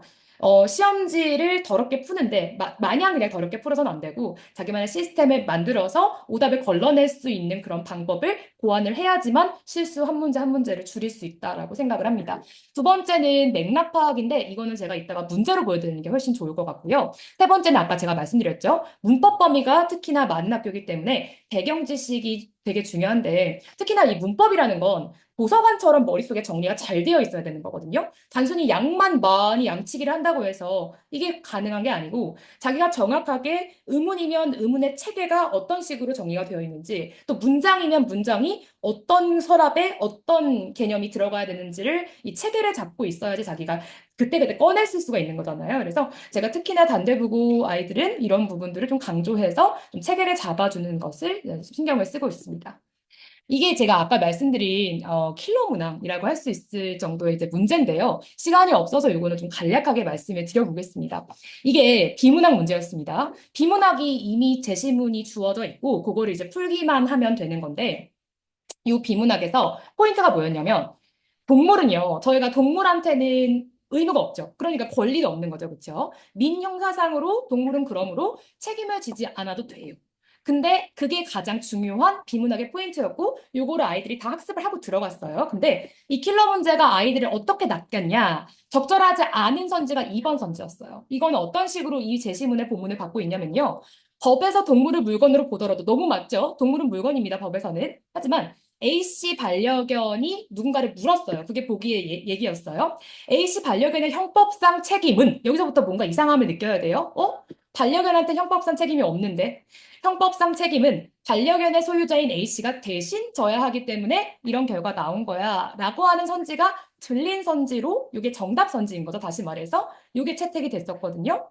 여러분들 왜 이게 오답 선지인지 혹시 아시겠어요? 이게 대신 진다는 게 책임을 대신 진다는 게 어떤 느낌입니까? 어른들은 알고 있잖아요. replace를 하는 거죠. 그렇죠? 나한테도 책임이 있고 너한테도 책임이 있는데 내가 대신 질게 라고 하는 게 이 문장의 전제로 깔려 있기 때문에 다시 정리를 한번 해보면 A씨 반려견한테는 대신 져야 할 형법상 책임이 없기 때문에 선지는 이게 정답이야 라고 정리를 해볼 수가 있겠죠. 근데 이게 만만치가 않습니다. 이런 능력을 기르는 게 사실은요, 학기 중에 길러지는 게 아니라요, 겨울방학 때부터 비문학을 자기가 철저하게 공부를 하고 이 행간의 어떤 의미를 읽어내는 연습을 해야지만 사실 이 정도의 킬러 문제도 이제 맞출 수가 있게 되는 거겠죠. 그래서 예시를 보여드려야 좀 더 와닿을 것 같아서 단대부고에서 한두 문제로 나오는 변별력 있는 문제는 이런 느낌이겠구나라고 감을 잡아주시면 될 것 같습니다. 마지막으로 요거는 그냥 간단하게 제가 워낙에 어떻게 하다 보니까 남고만 데리고 있잖아요. 그래서 어머님들이 가끔씩 저한테 여쭤보세요. 여자아이들하고는 잘 안 맞으시는 건가요? 아니면 여자아이들은 안 받으시는 건가요? 하지만 아닙니다.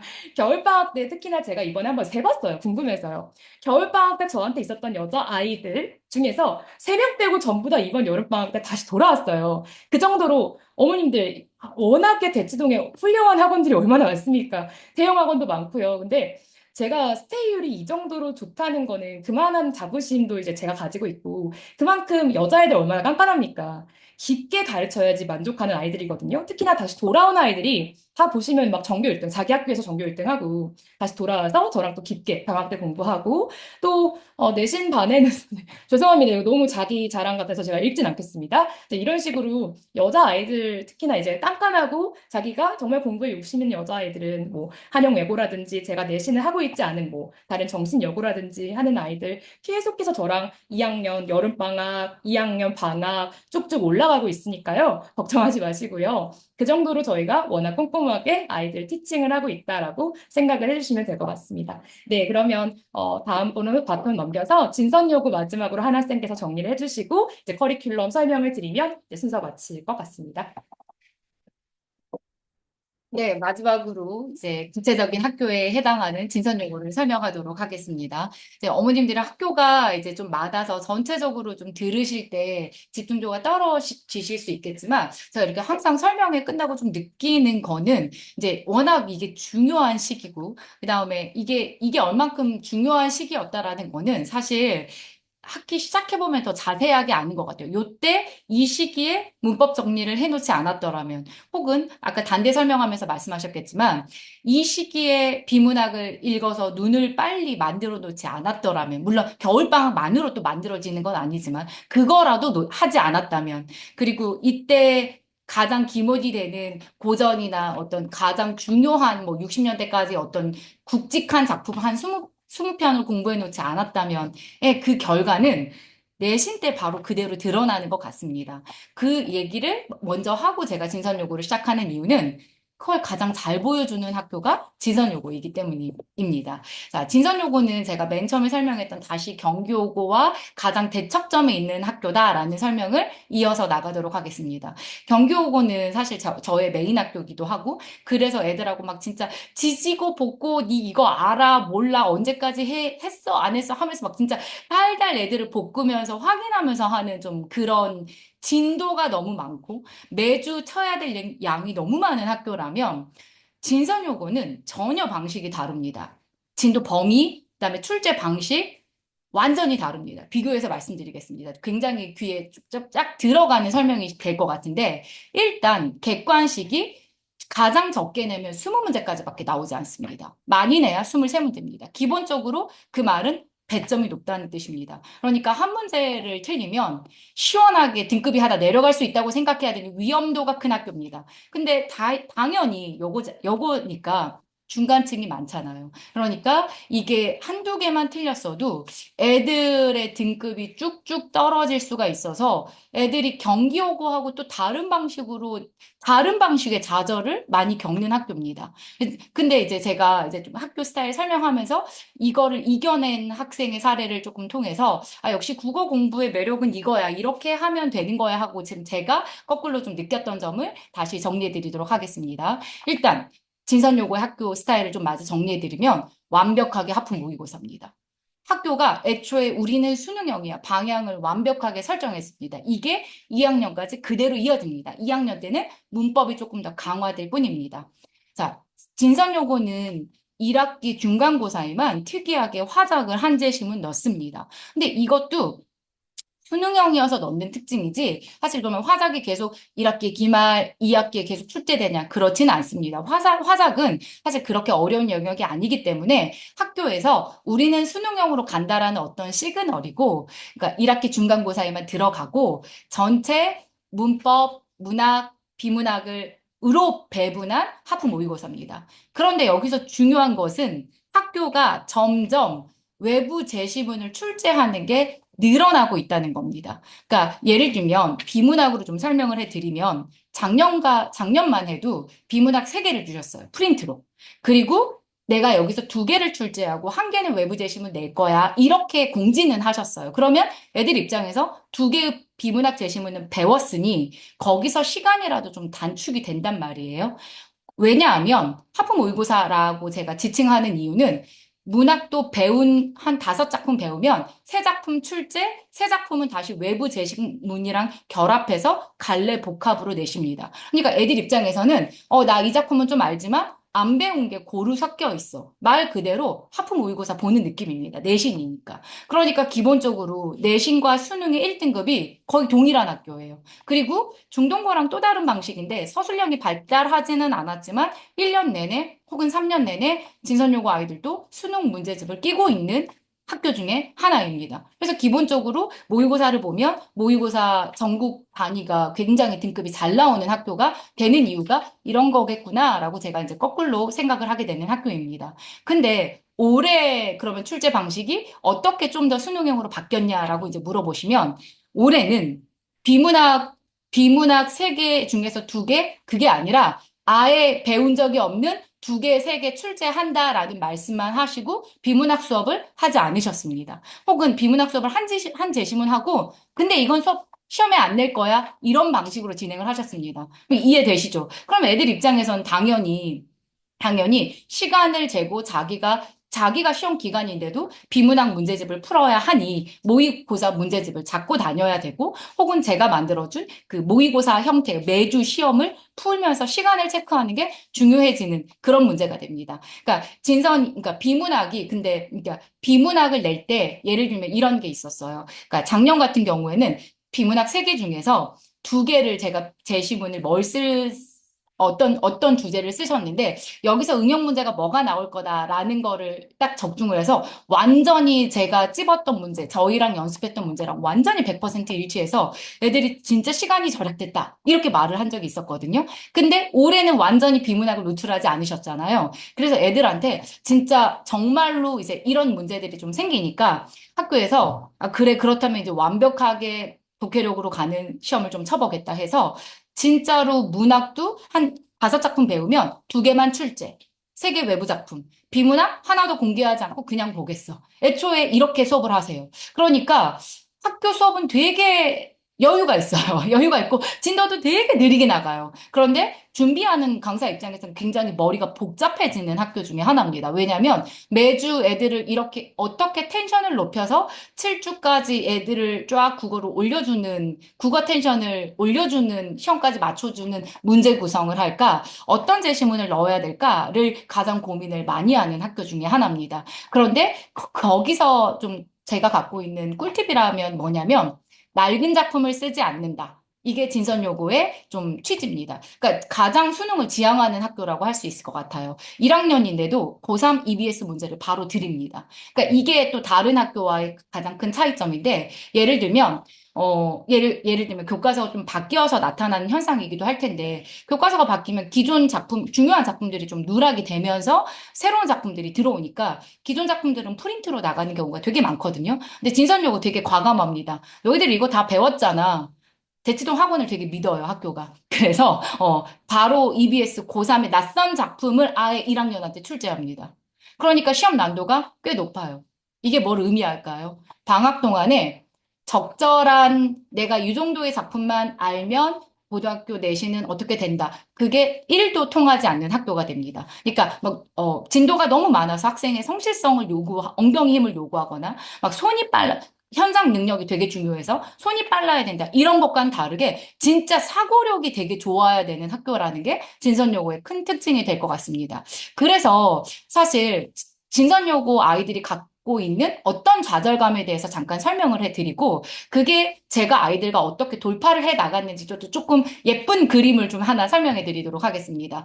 좀 그러니까 국어는 되게 좋아하는데, 여학생들 중에. 국어 진짜 좋아하는데, 중간층 너무 많고, 대치동 국어 내신이라는 게 너무 잔인해요. 등급이라는 게. 그렇기 때문에 진짜 이렇게 애들 얼굴이 되게 그늘져 있는 애들, 그리고 나중에는 너무 속상하다 보니까 내가 국어를 안 좋아한 척을 하고, 노력을 안 해서 내가 못하는 거야. 자기 핑계, 이렇게 도피형, 방어형, 회피형 친구들이 굉장히 늘어나기도 합니다. 사실은 좋아하는데, 사실은 잘하고 싶은데.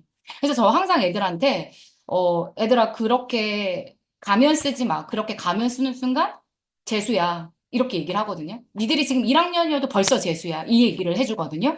그거를 모든 학교 학생들한테 해주고 싶어요, 사실. 왜냐면 어느 학교도 만만한 학교가 없어요. 그리고 그런 태도로는 공부가 되지 않습니다. 자기 현재 위치를 좀 객관적으로 확인하고 오르는 방법을 기어코 찾아내야 돼요. 일단 시간 투자부터, 질문부터 지독하게 해야 돼요. 그런 친구들만이 느는데 우리가 이제 고민하는 게 이거잖아요. 수능형 학교에서 과연 돌파가 될까? 됩니다. 제가 그 사례를 좀 설명을 해드리고 싶은데, 진짜 곰 같은 친구가 있어요. 곰 같은 친구는 사실 수능형에 안 맞아요. 왜냐면 배운 것을 학습하는 게 훨씬 능한 케이스예요. 그러니까 중학교 때까지는 자기가 국어를 어느 정도 빈틈을 갖고 있다 드러나지도 않아요. 드러나지도 않아요. 좀 이 아이를 유심히 몇 년 본 사람만, 근데 두뇌요 혹은 응용력이 떨어져. 이런 얘기를 할 수 있을 뿐이에요. 근데 이제 이 고등학교 영역 들어오면 굉장히 드러나거든요. 근데 이 친구가 당연히 진선 1학기 중간 낮게 시작했어요. 그리고 진짜 같이 울었어요. 왜냐면 제가 얘 성격을 아니까 얘의 공부 방법을 단기간에 1학기 중간에는 고쳐낼 수 없었지만 얘가 너무 가능성은 있는데 그걸 좋아하고. 글읽기 자체를 좋아하니까. 근데 이게 수능형에서 정말 될까? 네, 진짜 손잡고 한번 해보자. 이렇게 붙잡고 진짜 정말 열심히 이 작품에 대한 설명은 기본이고 외부 작품을 끊임없이 붙여주는 수업, 방학 때 물론, 그다음에 내신 때도 계속 할 수 있으니까 그 수업을 열심히 했더니 진짜 내신과 수능이 고루 오르더라고요. 지금 2학년인데 이 친구 지금 내신 계속 94점, 95점 이렇게 나오고요. 안 나올 때가 90점입니다. 수능형 시험인데도 오릅니다. 그러면 모의의 결과 1등급입니다. 좀 떨어지면 2등급이에요. 근데 이 친구는 국어뿐만 아니라 다른 모든 과목도 이런 방식으로 올랐어요. 그러니까 씨앗이 되게 좋은데도 어느 시점에 발아야 할까라는 우리가 고민들을 하고 과연 수능형에서 이게 되냐? 혹은 당장 이번 시험에서 될까? 이렇게 우리가 생각을 하잖아요. 이번 시험에서는 안 될 수 있어요. 하지만 궁극적으로 수능형 시험도 공부다. 내가 기본적으로 알고 있는 작품에서 확장하면 된다. 그거를 아이들을 보면서 좀 많이 느껴요. 그리고 또 진선요고 제가 2학년을 데리고 있는 친구를 또 기준으로 얘기해 보면 이 친구는 외국에서 살다 와가지고 어휘가 되게 약해요. 근데 배운 것만 내지 않고 수능형을 낸다? 얼마나 어렵겠어. 이게 먼저 허들이 몇 단계가 더 높아지는 거잖아요. 이 친구가 내신을 뚫는 속도는 앞 친구보다 당연히 더뎠습니다. 그리고 기복도 있어요. 이 친구 안에서. 근데 모의고사는 이번에 9월 어려웠습니다. 90점이 되지 않은 86점인가 4점인가가 1등급 시험이 있으니까 상당히 어려운 시험이었죠. 근데 그 시험에서 2등급 받았어요. 이게 오른 거예요. 오른 거예요. 비문학을 계속 연습하고 문학을 계속 연습하면서 오른 결과예요. 그래서 정말 걔랑 손잡고 된다. 우리 겨울방학 때도 다시 열심히 해보자. 결국에는 3학년 때 넌 정시로 갈 거니까 한번 해보자. 이런 방향을 또 찾았습니다. 드리고 싶은 말씀은 뭐냐면 이게 내신형이든 수능형이든 복합형이든 대치동 국어는 너무 어렵습니다. 제가 생각할 때 5등급제가 되면 전쟁입니다. 이게 2등급 받는 게 2등급을 받아도 지금 내가 잘한 게 증명이 되지 않고 3등급이면 위험한 등급제로 바뀌는 거기 때문에 우리나라에서 가장 특수한 시장인 대치동에서 이게 어떤 형태로 나타날 거는 너무 불보듯 뻔합니다. 다 달려들어야 돼요. 근데 사실 이게 저희도 너무 여기다 사활을 걸겠죠. 너무 중요한 시기이니까. 근데 만약에 사실 아까 예원쌤이 설명하셨겠지만 입학할 때부터 1등급이 정해진 시험이라는 것도 사실 있어요. 최상위층은 사실 3년 내내 안 바뀌기도 합니다. 근데 여기서 학생이 가져야 될 마음은 뭐냐면 진짜 학생의 마음가짐이어야 돼요. 배워서 올린다. 질문해서 안다. 이런 마음을 갖고 있는 친구는 어느 시기에든지 새싹을 피웁니다. 그런 생각으로 합니다. 그리고 그것을 저희는 어느 학원보다 되게 열정적으로 한다라는 거를 되게 정말 자부심을 갖고 얘기합니다. 그래서 각각의 선생님들이 그 방학 때 다시 오는 친구들이 진짜 많아요. 그래서 그리고 한 반이 꾸려지면 저 같은 경우는 2학년, 3학년으로 그대로 올려줍니다. 이거 대지독에서 진짜 특이한 경우예요. 왜냐하면 1, 2, 3학년을 모두 커버한다는 건 진짜 선생님이 찐이 빠지는 일이고 힘들거든요. 근데 그렇게 할 수 있다라는 게, 그러니까 그 정도의 열정, 그 정도의 노하우를 갖고 각각의 노하우로 접근한다. 이런 말씀을 꼭 드리면서 이제 각 학교별 설명은 마치고, 그리고 또 각 학교별 설명은 아마 또 2차적으로 어떤 순간이 올 거냐면, 저희가 겨울방학 특강을 마치고 학기를 시작하면서 이제 학교별 수업으로 이제 분화가 될 때 저희가 다시 각 학교별 어떤 학교를 맡고 이 학교는 어떻게 접근할 거다라는 설명을 다시 진행을 할 겁니다. 일단은 지금 겨울방학에 초점을 맞추어서 저희가 연간 커리큘럼이 이러하고 그중에서도 가장 중요한 예비 고1의 겨울을 어떻게 채울 것인가를 다시 좁혀서 말씀드리도록 하겠습니다. 저희 연간 커리큘럼은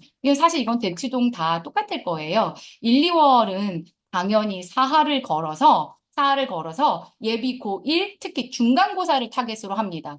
그러면 교과서가 바뀌어도 사실 저희가 다 교과서의 목차를 점검을 했는데 크게 문법은 변화하지 않습니다. 의문 변동 맞춤법이 중심이고 역시 중세국어 문법 요소까지입니다. 지금도 문장은 공식적으로는 2학년 문법으로 들어가 있고 학교 선생님에 따라 형태소와 품사를 쓰기도 하지만 그게 1학년 교과서에서 지금도 들어있지 않았기 때문에 문법상의 변화는 없습니다. 그래서 문법을 선행을 해놓는 게 굉장히 중요한데 이제 그것이 의문 변동부터 아마 쭉 이어질 건데 그건 이따 겨울방학 커리큘럼을 보시고 문학 문법으로 이루어지는 기본적으로 내가 그 비문학과 문학문법이라는 두 축이 있다면 내신과 수능을 모두 다 잡아야 되는 이 두 축을 묶어서 내신에 조금 더 특화된 문학문법반으로 구성된 이 반과 그 다음에 모의고사 반, 비문학을 좀 중심으로 하는 비문학반을 두 개를 겨울방학 때 동시에 진행을 합니다. 그리고 당연히 3월, 7월은 예원쌤, 유미쌤 저 모두 다 각자의 학교에 맞게 특화된 엄청 열심히 각각의 내신 수업을 하다가 다시 여름방학 때 모입니다. 다시 학교별 수업이 아니라 기본적으로 다시 통합 수업을 하는데 여기서 조금 특기할 만한 게 올해 좀 변수가 될 수 있다고도 생각하는데 너무 진도를 특이하게 나가셨다. 그래서 통합반 하기가 힘들다. 그러면 학교에 따라서 분화될 가능성도 있지만 기본적으로 방학 수업이라는 거는 연합반의 성격으로 묶어서 종합적인 수업을 한다. 이것이 첫 번째 특징이고 두 번째 특징은 기본적으로 정말 저희가 다시 돌아오는 친구의 회수율이 진짜 좋습니다. 그러니까 아까 예원쌤이 한영예고 얘기하셨지만 기본적으로 저희가 겨울방학 때 치르는 테스트가 꽤 퀄리티가 좋습니다. 진짜로. 그래서 정말 어떤 대원외고 다니는 친구들은 자기 중간고사 시험지가 저희 학교 학원 테스트지랑 굉장히 비슷했다. 진짜 도움을 많이 받았다. 이런 얘기도 많이 받고요. 그리고 진짜로 뭐 분당이든 종로든 오는 친구들이 되게 많아요. 그러면 여기서 잘 배워 놓은 작품이랑 문법이 학교 내신에서 너무 수월하게 쓰였다. 왜냐면 여기에 그 강도 높은, 밀도 높은 방학 수업을 받고 자기 지역으로 좀 돌아가면 수월함이 생기는 경향이 있거든요. 그래서 사실 되게 내신을 못 해주는 건 학생 입장에서 섭섭한 일일 텐데도 방학 때 너무 보면 진짜 너무 반갑고 진짜 고마워요. 그렇게 방학 때 돌아오는 친구들이 많고 여름방학까지 저희가 다시 이어서 2학기를 이제 다시 준비하는 수업을 하는데 그때는 중세국어가 메인이 되겠죠. 문법은. 그리고 고전을 좀 묶어서 문학 문법의 또 한 축을 잡고 마찬가지입니다. 비문학 모의고사 준비를 하는 이 두 수업을 진행합니다. 사실 수강 신청을 받아보면 이게 사실 부담이 되실 수 있잖아요. 문학 문법반이 있고 비문학반이 있으니까. 근데 두 개를 같이 신청하셔서 같이 듣는 친구들이 거의 90%입니다. 왜냐하면 사실 세 개가 국어의 기둥이기 때문이에요. 그런데 저희가 한 타임에 3시간 반 수업을 하는데 문학 문법만으로도 이미 너무 벅차요. 거기에 비문학을 같이 한다? 불가능합니다. 비문학은 사실 자기 동년배 친구들과 시간을 딱 잡고 자기가 어느 정도의 속도와 이해도를 갖고 풀고 틀리는지를 맞추는 게 가장 중요하기 때문에 비문학반은 독립했습니다. 그래서 문학 문법반, 비문학반 이렇게 방학은 진행하고 3월과 7월, 8월과 12월은 각 학교별 내신 수업을 하는 게 연간 스케줄이라고 생각하시면 됩니다. 이런 연간 스케줄 안에서 저희가 예비 고1 겨울방학을 구체적으로 어디를 좀 더 집중적으로 타격을 해서 수업을 하는지를 예원 선생님께서 설명해 주시도록 하겠습니다. 네, 설명회가 길어져서 조금 늘어지는 감이 있으시죠? 얼른 제가 정리해드리고요. 마무리하고 이제 질문 받도록 하겠습니다. 저희가 이제 예비고일 특강 커리큘럼이 이원화 구조라고 생각을 하시면 돼요. 아까 하나 선생님께서 워낙 정리를 잘 해주셔서요.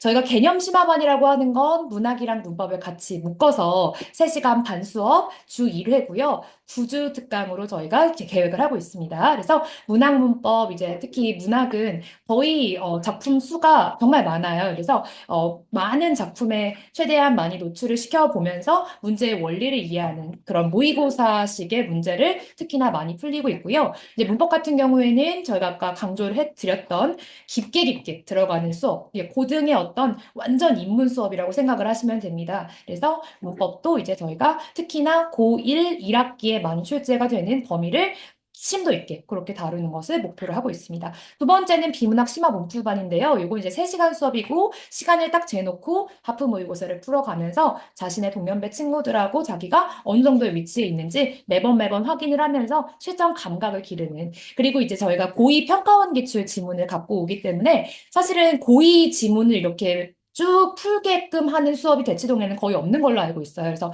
저희만의 어떤 특장점이 들어가 있는 그런 수업이라고 생각을 하고 있습니다. 문학문법 개념 수납안 세부 커리큘럼 궁금해하실 수 있을 것 같아서 저희가 간단하게 이렇게 정리를 해봤는데요. 저희가 총 9주 특강이기 때문에 문학 반, 문법 반 이렇게 지금 이루어져 있죠. 문학은 거의 전 범위를 한 번씩 훑고 간다라고 생각을 하시면 되고 문법은 전 범위를 훑기에는 심도 있게 들어갈 수가 없기 때문에 특히나 우리가 지금 문법의 현대 문법의 가장 기본적인 틀을 아이들한테 탄탄하게 바뀌어주는 걸 목표로 하기 때문에 이렇게 의문부터 시작해서 가장 중요한 게 사실은 형태소거든요. 그래서 형태소랑 단어, 그다음에 상대 맞춤법까지 좀 완벽하게 정리를 하고 그다음에 이제 아이들 보낼 생각입니다. 수강 신청 일정 마지막으로 알려드리고 질문 받도록 하겠습니다. 저희가 일단은 지금 오늘 설명회가 재원생 대상으로만 이제 설명회를 열었던 만큼 수강 신청도 우선은 재원생부터 먼저 받고 그 다음에 나머지 TO를 외부생한테 돌리는 식으로 이제 저희가 할 거고요. 재원생 수강 신청 기간은 이제 13일부터 14일까지 이틀이고 시간은 이렇습니다. 그래서 기존에 저희 재원생 알고 계시는 그 수강 신청대로 해주시면 되고요. 안내 문자로 구체적인 방법은 발송을 해 드릴 것이고, 회원 로그인할 때 절차를 좀 미리서 확인을 해 주신다면, 문제 없이 수강 신청 이루어질 것 같습니다. 저희가 이제 TO는 워낙에 재원생 위주로 굴러가는 학원이 저희 청계학원이다 보니까 최대한 넉넉하게 마련을 해 놨습니다. 그다음에 이제 질의응답 마지막으로 받으면 저희 순서가 마무리될 것 같습니다. 저희가 이제 수업 시간표를 넣는 것을 뒤에 보니까 깜빡했는데 수업 시간은 토요일, 일요일 이렇게 주말에 가장 많이 수업이 배분이 되어 있고요. 또 평일 수업도 있습니다. 그래서 평일 수업도 수요일, 목요일 이렇게 있으니까 수요일, 목요일, 금요일. 네, 맞아요. 그래서 정리해보면 수요일부터 수, 목, 금, 토, 일 이렇게 다 웬만하면은 예비고일 수업은 하나씩 깔아놨으니까요. 저희가 문자로 안내를 해드리면 맞는 시간 정하셔서 이렇게 수강 신청해 주시면 될 것 같습니다. 마지막으로 질의응답인데 질의응답에서 특히나 많이 질문이 나오는 것들 위주로 먼저 좀 정리를 해봤습니다. 그래서 일단은 첫 번째가 이거 가장 많이 여쭤보시더라고요. 오늘 설명회에서 언급되지 않은 학교들이 있잖아요. 그 학교들의 내신반도 개설이 가능한지 이거 또 궁금해 하실 것 같아요. 이거 한번 네. 답변을 해볼까요? 내신반은 정말 생명체입니다. 유기체입니다. 방학 때 아이들의 구성이 어떻게 달라지느냐에 따라서 기본적으로 반이 형성될 가능성이 굉장히 있기 때문에 저희들이 기본적으로 이제 예원쌤이나 저 같은 경우 그리고 기본적으로 자기가 굉장히 특화된 학교들은 당연히 저희들이 이렇게 밀도 있게 밀고 나가서 되게 밀어붙이는 구조로 개설을 하는 것은 물론이거니와 방학 때, 이번에는 이 친구들이 좀 많이 모였네? 이런 변수들이 당연히 있습니다. 올해는 이 학교가 생각보다 좀 적네? 유기체입니다. 움직입니다. 당연히 개설될 수 있고, 그 합을 사실 방학 때 선생님이랑 맞춰보는 작업을 하는 겁니다. 근데 조금 저희들의 장점을 담아서 얘기하면, 진짜 선생님들이 의리가 진짜 끝내줍니다. 그래서 방학 때 애들을 좀 만나면 애들을 좀 기본적으로 잘 챙겨주는 힘이 되게 좋아서 선생님이랑 겨울방학 때 케미를 잘 쌓아두면 그 학교의 반 개설이 될 확률이 무지무지 올라갑니다. 그게 저희 학원의 장점입니다. 사실 그게 두 번째로 이어지는 특징이기도 할 텐데요. 좀 질문을 좀 정리해 주시죠. 네, 두 번째는 이제 수업 외적으로 음, 클리닉이라든지 음, 학생 관리가 어떻게 이루어지는지 이것도 음. 궁금하실 것 같습니다. 네, 근데 사실 저희들의, 그러니까 일관된 제가 처음 시작할 때 들으신 분도 있고 시간상 놓치신 분도 있을 텐데, 저희가 오늘 각각의 갖고 있는 프로필은 되게 형식적으로 좀 보이실 수는 있잖아요. 사실 남의 프로필이라는 게. 그런데 사실 저희가 이 시간을 통해서 제일 전달해 드리고 싶었던 거는 각 학교와 학생에게 어떻게 접근하는지가 좀 드러났으면 좋겠다. 사람이 좀 보였으면 좋겠다가 사실 저희의 가장 기본에 깔려 있는 마음이거든요. 정말 눈물 나게 챙겨요. 각 학생들을. 정말 예원쌤이랑 저도 유미쌤도 모든 수업이 끝나면 진짜로 저녁에 얼굴이 헬스케요. 근데 이렇게 대치동에서 각 학생들을 한 명 한 명 이렇게 열심히 보는 선생님들이 있을까? 이렇게 각 학생의 점수의 오르내림에 같이 감동을 느끼면서 진짜 한 팀으로 움직이는 선생님이 있을까 할 정도로 정말 학생을 잘한다는 거는 너무 당연하고, 그거는 당연히 클리닉부터 시작해서 학생에게 보내는 문자에서부터 굉장히 잘 드러나요. 그러니까 저희가 각 학생에게 이제 학생의 결과를 어머님들한테 발송할 때도 되게 기계적으로 그러니까 결과만 보내는 주도 있겠죠. 근데 기본적으로 무엇을 했고, 어떤 점이 부족하고, 어떻게 보완하겠다라는 이런 각각을 보는 눈이 좀 받으시면, 아, 이렇게 하는 데도 있구나. 혹은 저는 이제 또 거꾸로 대형에서 온 친구들한테는, 아, 이런 얘기를 들을 수 있어서 너무 좋아요. 라는 말을 되게 1년 내내 그렇게 상시적으로 들어요. 그러니까 그렇게 하는 것이 굉장히 드물다. 말로만 하는 게 아니라 정말 그렇다. 학생 관리가 진짜 철저하고 그게 진짜 1년이면 1년, 2년이면 2년, 그다음에 3학년이면 3학년 계속 이렇게 학생들을 줄이지 않고 어떤 학교를 끊임없이 올라갈 수 있는 동력이구나. 이런 것이 정말 대치동에서 드뭅니다. 라고 생각을 합니다. 굉장히 자부심을 담아서 말씀을 드립니다. 이제 세 번째 지금 채팅방으로 계속 음. 질문 올려주시고 네, 계시는데 네, 그거 이따가 저희가 싹 정리해가지고 답변 드리도록 네, 하겠습니다. 궁금하신 거 있으시면 채팅방에 자유롭게 좀 올려주세요.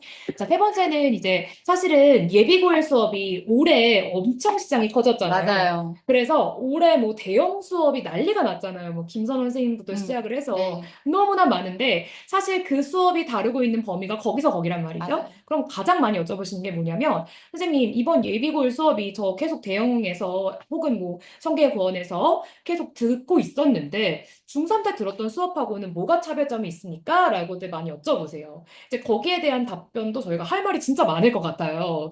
일단은 깊이 자체가 다릅니다. 비교할 수 없습니다. 중중 때 그냥 전범위를 훑는 느낌이랑요. 저희가 실제로 고등 내신의 책임을 지면서 만나는 그 문제들로 비롯된 엄청난 그 깊이의 개념들 있죠? 그거를 전달하는 거랑은 차원이 다릅니다. 그러니까 학생들이 그 깐깐한 대치동 학생들이 혹은 외고 학생들이 저희 수업을 겨울때 듣고 다시 여름 때 이 정도의 깊이 있는 수업은 없어요 하고 돌아올 수 있는 거겠죠. 그 정도로 깊이 자체에서 차원이 다릅니다. 맞아요. 그래서 좀 이어서 말씀드리자면, 고등학교 선생님한테 원래 우리 애가 중학교 때까지는 국어를 굉장히 잘했다, 걱정도 안 했다라는 말이 중요도가 없어요. 왜냐면 막상 제가 아이를 앉혀놓고 파악을 했을 때, 제가 고등학교 선생님 눈으로 얘가 정말 어느 정도라는 거를 제 눈으로 확인하지 않으면 얘가 잘했다라는 말을 신뢰할 수가 없어요. 중학교 때는 사실 티가 나지 않아요. 다 잘해요. 시간만 투자하면. 그런데 고등학교 국어의 결국에 궁극의 어려움 혹은 아이들이 좌절하는 이유의 가장 큰 게 뭐냐면 애들이 자기는 노력했다고 생각해요. 물론 그렇게 말하는 친구들은 사실 다른 친구들이 얼마큼 노력하는지를 모르는 때가 되게 많지만 그럼에도 자기 기준에서 노력들을 좀 더 하거든요, 당연히. 특히 1학기 중간고사는 누구나 노력을 합니다. 그런데도 불구하고 되게 점수가 안 나와 혹은 중간청을 못 들어 너무 어려워 이런 말을 하는 이유는 그게 고등국어이기 때문입니다. 고등국어가 이렇게 점프하는 순간들이 있는데 그게 첫 번째로 중3에서 고1로 딱 올라올 때 요 격차와 고2에서 고3 올라갈 때 그 격차가 제일 크게 나타납니다. 그게 제일 어렵게 난도가 점프하는 거예요. 근데 우리가 첫 돌이라 그러잖아요. 고1로 올라가는 첫 돌을 꿰지 못한다. 흔들흔들한다. 1, 2, 3학년이 쓸 수가 없습니다. 그래서 제가 아까 말씀드렸다시피 여기가 너무 중요하다는 생각을 하고 만약 이 시기를 놓치잖아요. 지금은 몰라요. 방학 때는 모르죠. 학기 딱 시작하면서부터 울고 싶어요. 진짜 안 나와요. 그 중간고사는 버려야 돼요. 근데 그럼에도 불구하고 제가 아까 말씀드렸죠. 자기 현재 위치는 그냥 냉정하게 받아들여야 돼. 현실이야. 대치동 현실이고 우리나라 고등학생은 그냥 받아들여야 돼. 유학 갈 거 아니면. 받아들이고 그런데 제가 아까 말씀드렸죠. 수능형 내신도 올라요. 노력하면 오르는 게 공부입니다. 물론 아이들마다 각자의 능력은 다르니까 많이 늘어나는 고무줄도 있고 적게 늘어나는 고무줄도 있겠죠. 그 차이는 있겠지만 그래도 자기가 학생임을 잊지 않고 끊임없이 좀 바른 자세를 갖고 공부하면 분명히 구멍이 열립니다. 열리고 그거를 누구보다도 옆에서 열렬히 지지해주는 수업을 한다. 이 말씀을 꼭 드립니다.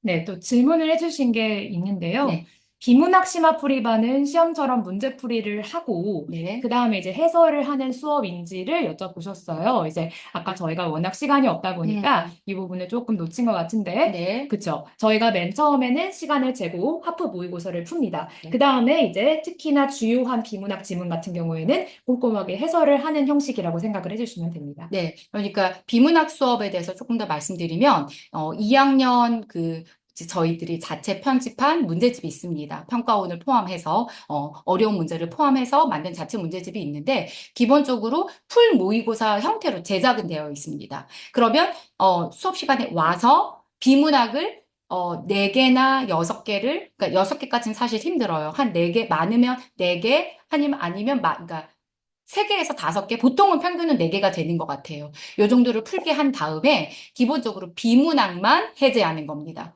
그러면 남는 부분은 전체 풀 모의고사를 채워오는 건 숙제가 되겠죠. 그러니까 그 방학 끝나면 그 두툼한 모의고사 책이 끝나는 거예요.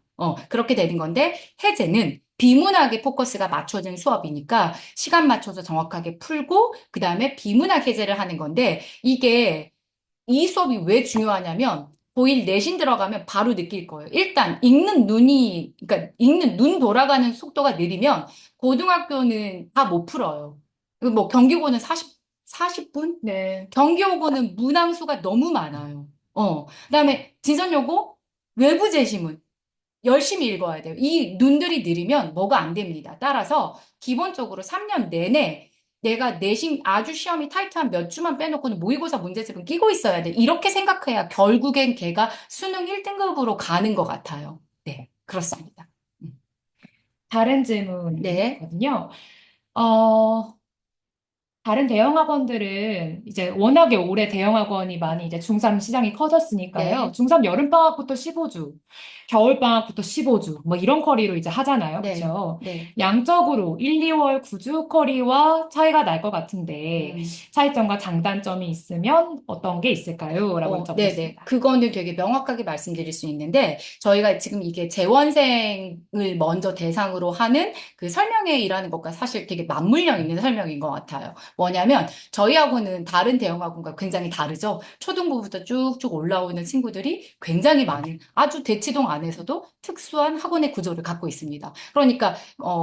그러니까 고등부만 크게 이렇게 최근 몇 년 동안 성장한 학원과는 또 결이 달라요. 결이 달라서 저희는 기본적으로 먼저 중3 기간 동안에 중3 선생님이 커버하시는 영역도 있는 거예요. 그 기간은 또 고등부 선생님으로서 건질 수도 없습니다. 다만 커리큘럼을 공유하면서 이때 예비 고1의 커리큘럼을 미리서 이렇게 먼저 한번 훑어주시구나에 대한 커리큘럼을 같이 이해를 공유한 다음에 그 다음에 저희는 아까 두 번째 질문이랑 연결되는데 훨씬 더 점프된 이론과 문제로 들어갑니다.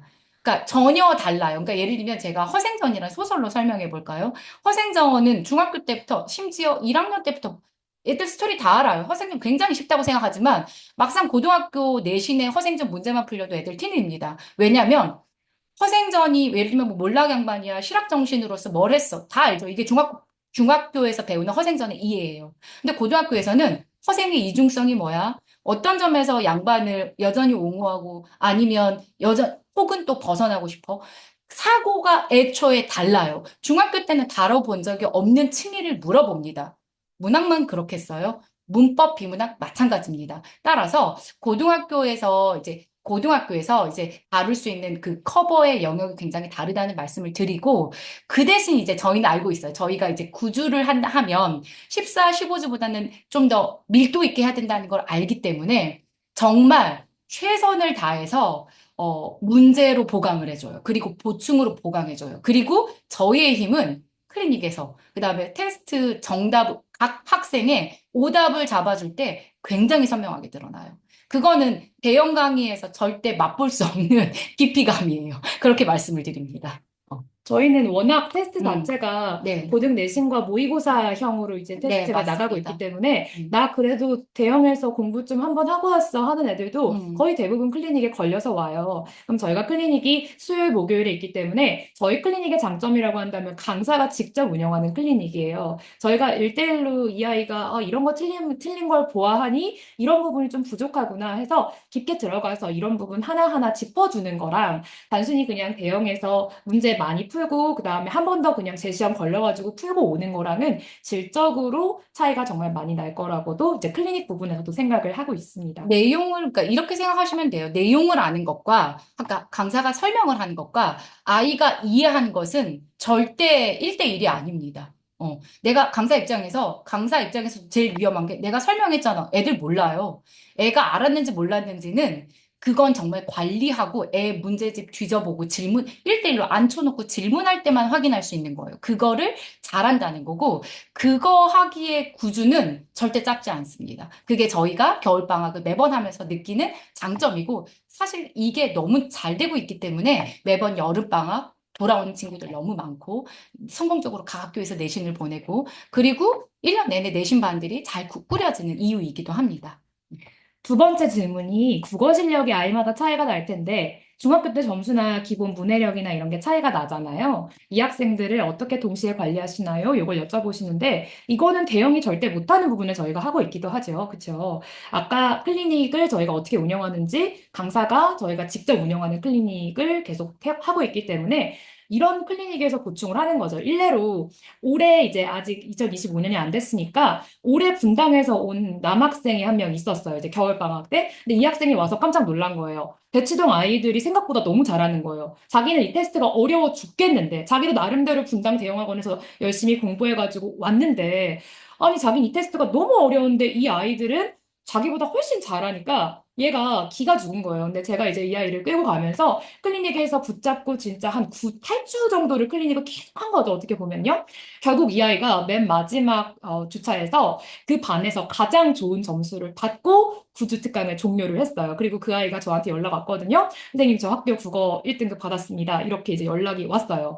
그런 식으로 자기가 이제 강사가 밀착을 해서 이제 관리를 해준다는 거는 자기가 진짜 저한테 받아 먹을 만큼 뽑아 먹을 수 있다는 얘기거든요. 그러니까 정말 아이들이 당장의 성적이 낮아도 이 역량이 좋은 아이들이 있어요. 그런 아이들은 저희 눈에 보일 수밖에 없고 정말 손이 갈 수밖에 없거든요, 저희가. 그래서 그런 부분은 너무 대응이 할 수 없는 부분을 저희가 하고 있다라고 생각을 합니다. 네, 저는 이제 며칠 전에 어떤 일이 있었냐면, 사실 지금, 그러니까 분당에서 오는 친구였어요. 근데 그 친구가 제가 볼 때 굉장히 너무너무 그릇이 좋은 친구거든요. 근데 이제 거리가 있다 보니까 방학 때만 보고, 방학 때 배웠던 걸 또 애가 똘똘해요. 잘 쌓아서 자기 지역에서, 자기 학교에서 정말 좋은 성적들을 계속 잘 유지하고 있어요. 1등급 모의고사도 1등급 잘 유지하고 있어서 제가, 저 역시도 이 친구를 잘 만들어서 3학년 때까지 만들어서 정시까지 꽃을 피워야겠다. 이렇게 보고 있는 친구가 있는데, 얼마 전에 문장만 약하대요. 문법이. 연락이 왔어요. 답답함에 저한테 연락을 한 거죠.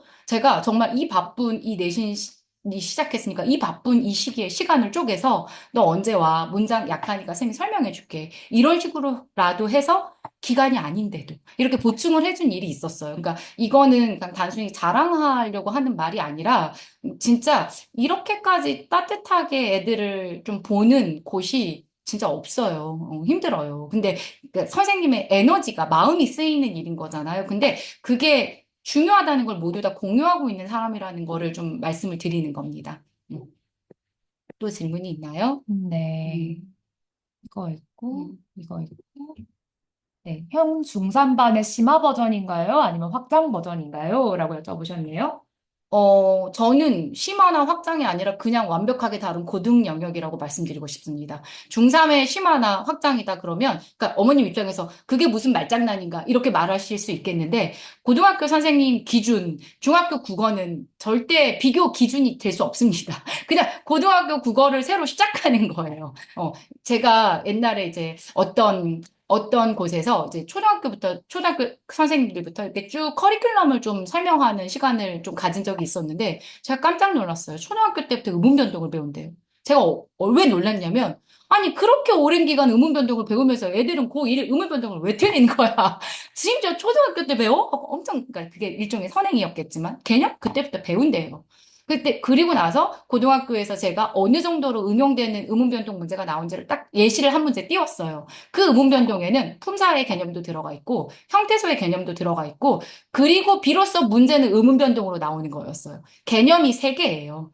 이런 문제와 중학교 국어를 비교하는 거는 말이 안 됩니다, 사실. 그러니까 선행은 할 수 있죠. 땡겨서 할 수 있지만 이미 그건 땡겨서 하는 개념인 거고 고등학교 국어는 문법 같은 경우를 예로 들게요. 고 1, 2, 3이 똑같습니다. 그거를 고1 때 처음 시작하니까 어렵다라는 얘기를 하는 겁니다. 그래서 저는 그러니까 아까 다시 돌아가면 중학교 때 잘했어요. 어느 정도 했어요. 정말 참조 기준만 돼요. 제가 앉혀놓고 얘를 가르쳐보고 얘의 빈틈을 제 눈으로 확인할 때 어머니 말을 신뢰하기도 하고 저랑 좀 차이가 있는데요. 몇 지 보면서 맞춰볼게요. 이렇게 말을 해요. 그 이유는 요 질문에 대한 정확한 답이에요. 완전히 다른 고등국어.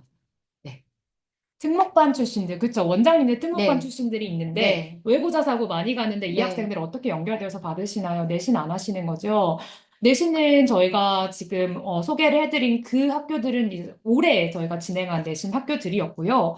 외고나 자사고 아이들 겨울 특강 때 정말 많이 오죠. 왜냐하면 맞습니다. 원장님들을 워낙 많이 데리고 계시잖아요. 그리고 이 아이들의 내신이 결국 내치동에서 아까 저희가 한참 말씀드린 그 정도 수준의 내신으로 지금 나오고 있기 때문에 한영외고 아이들 꾸준하게 저한테 겨울 끝나고 여름 끝나고 또 대원외고 아이들 하나쌤한테 정말 많이 오고 있습니다. 이 아이들 내신은 저희가 현재 하고 있지 않지만 얘네들 말이 되게 웃겨요. 그러니까 내신은 그냥 쌤 저희 한영을 예시로 한번 들어볼게요.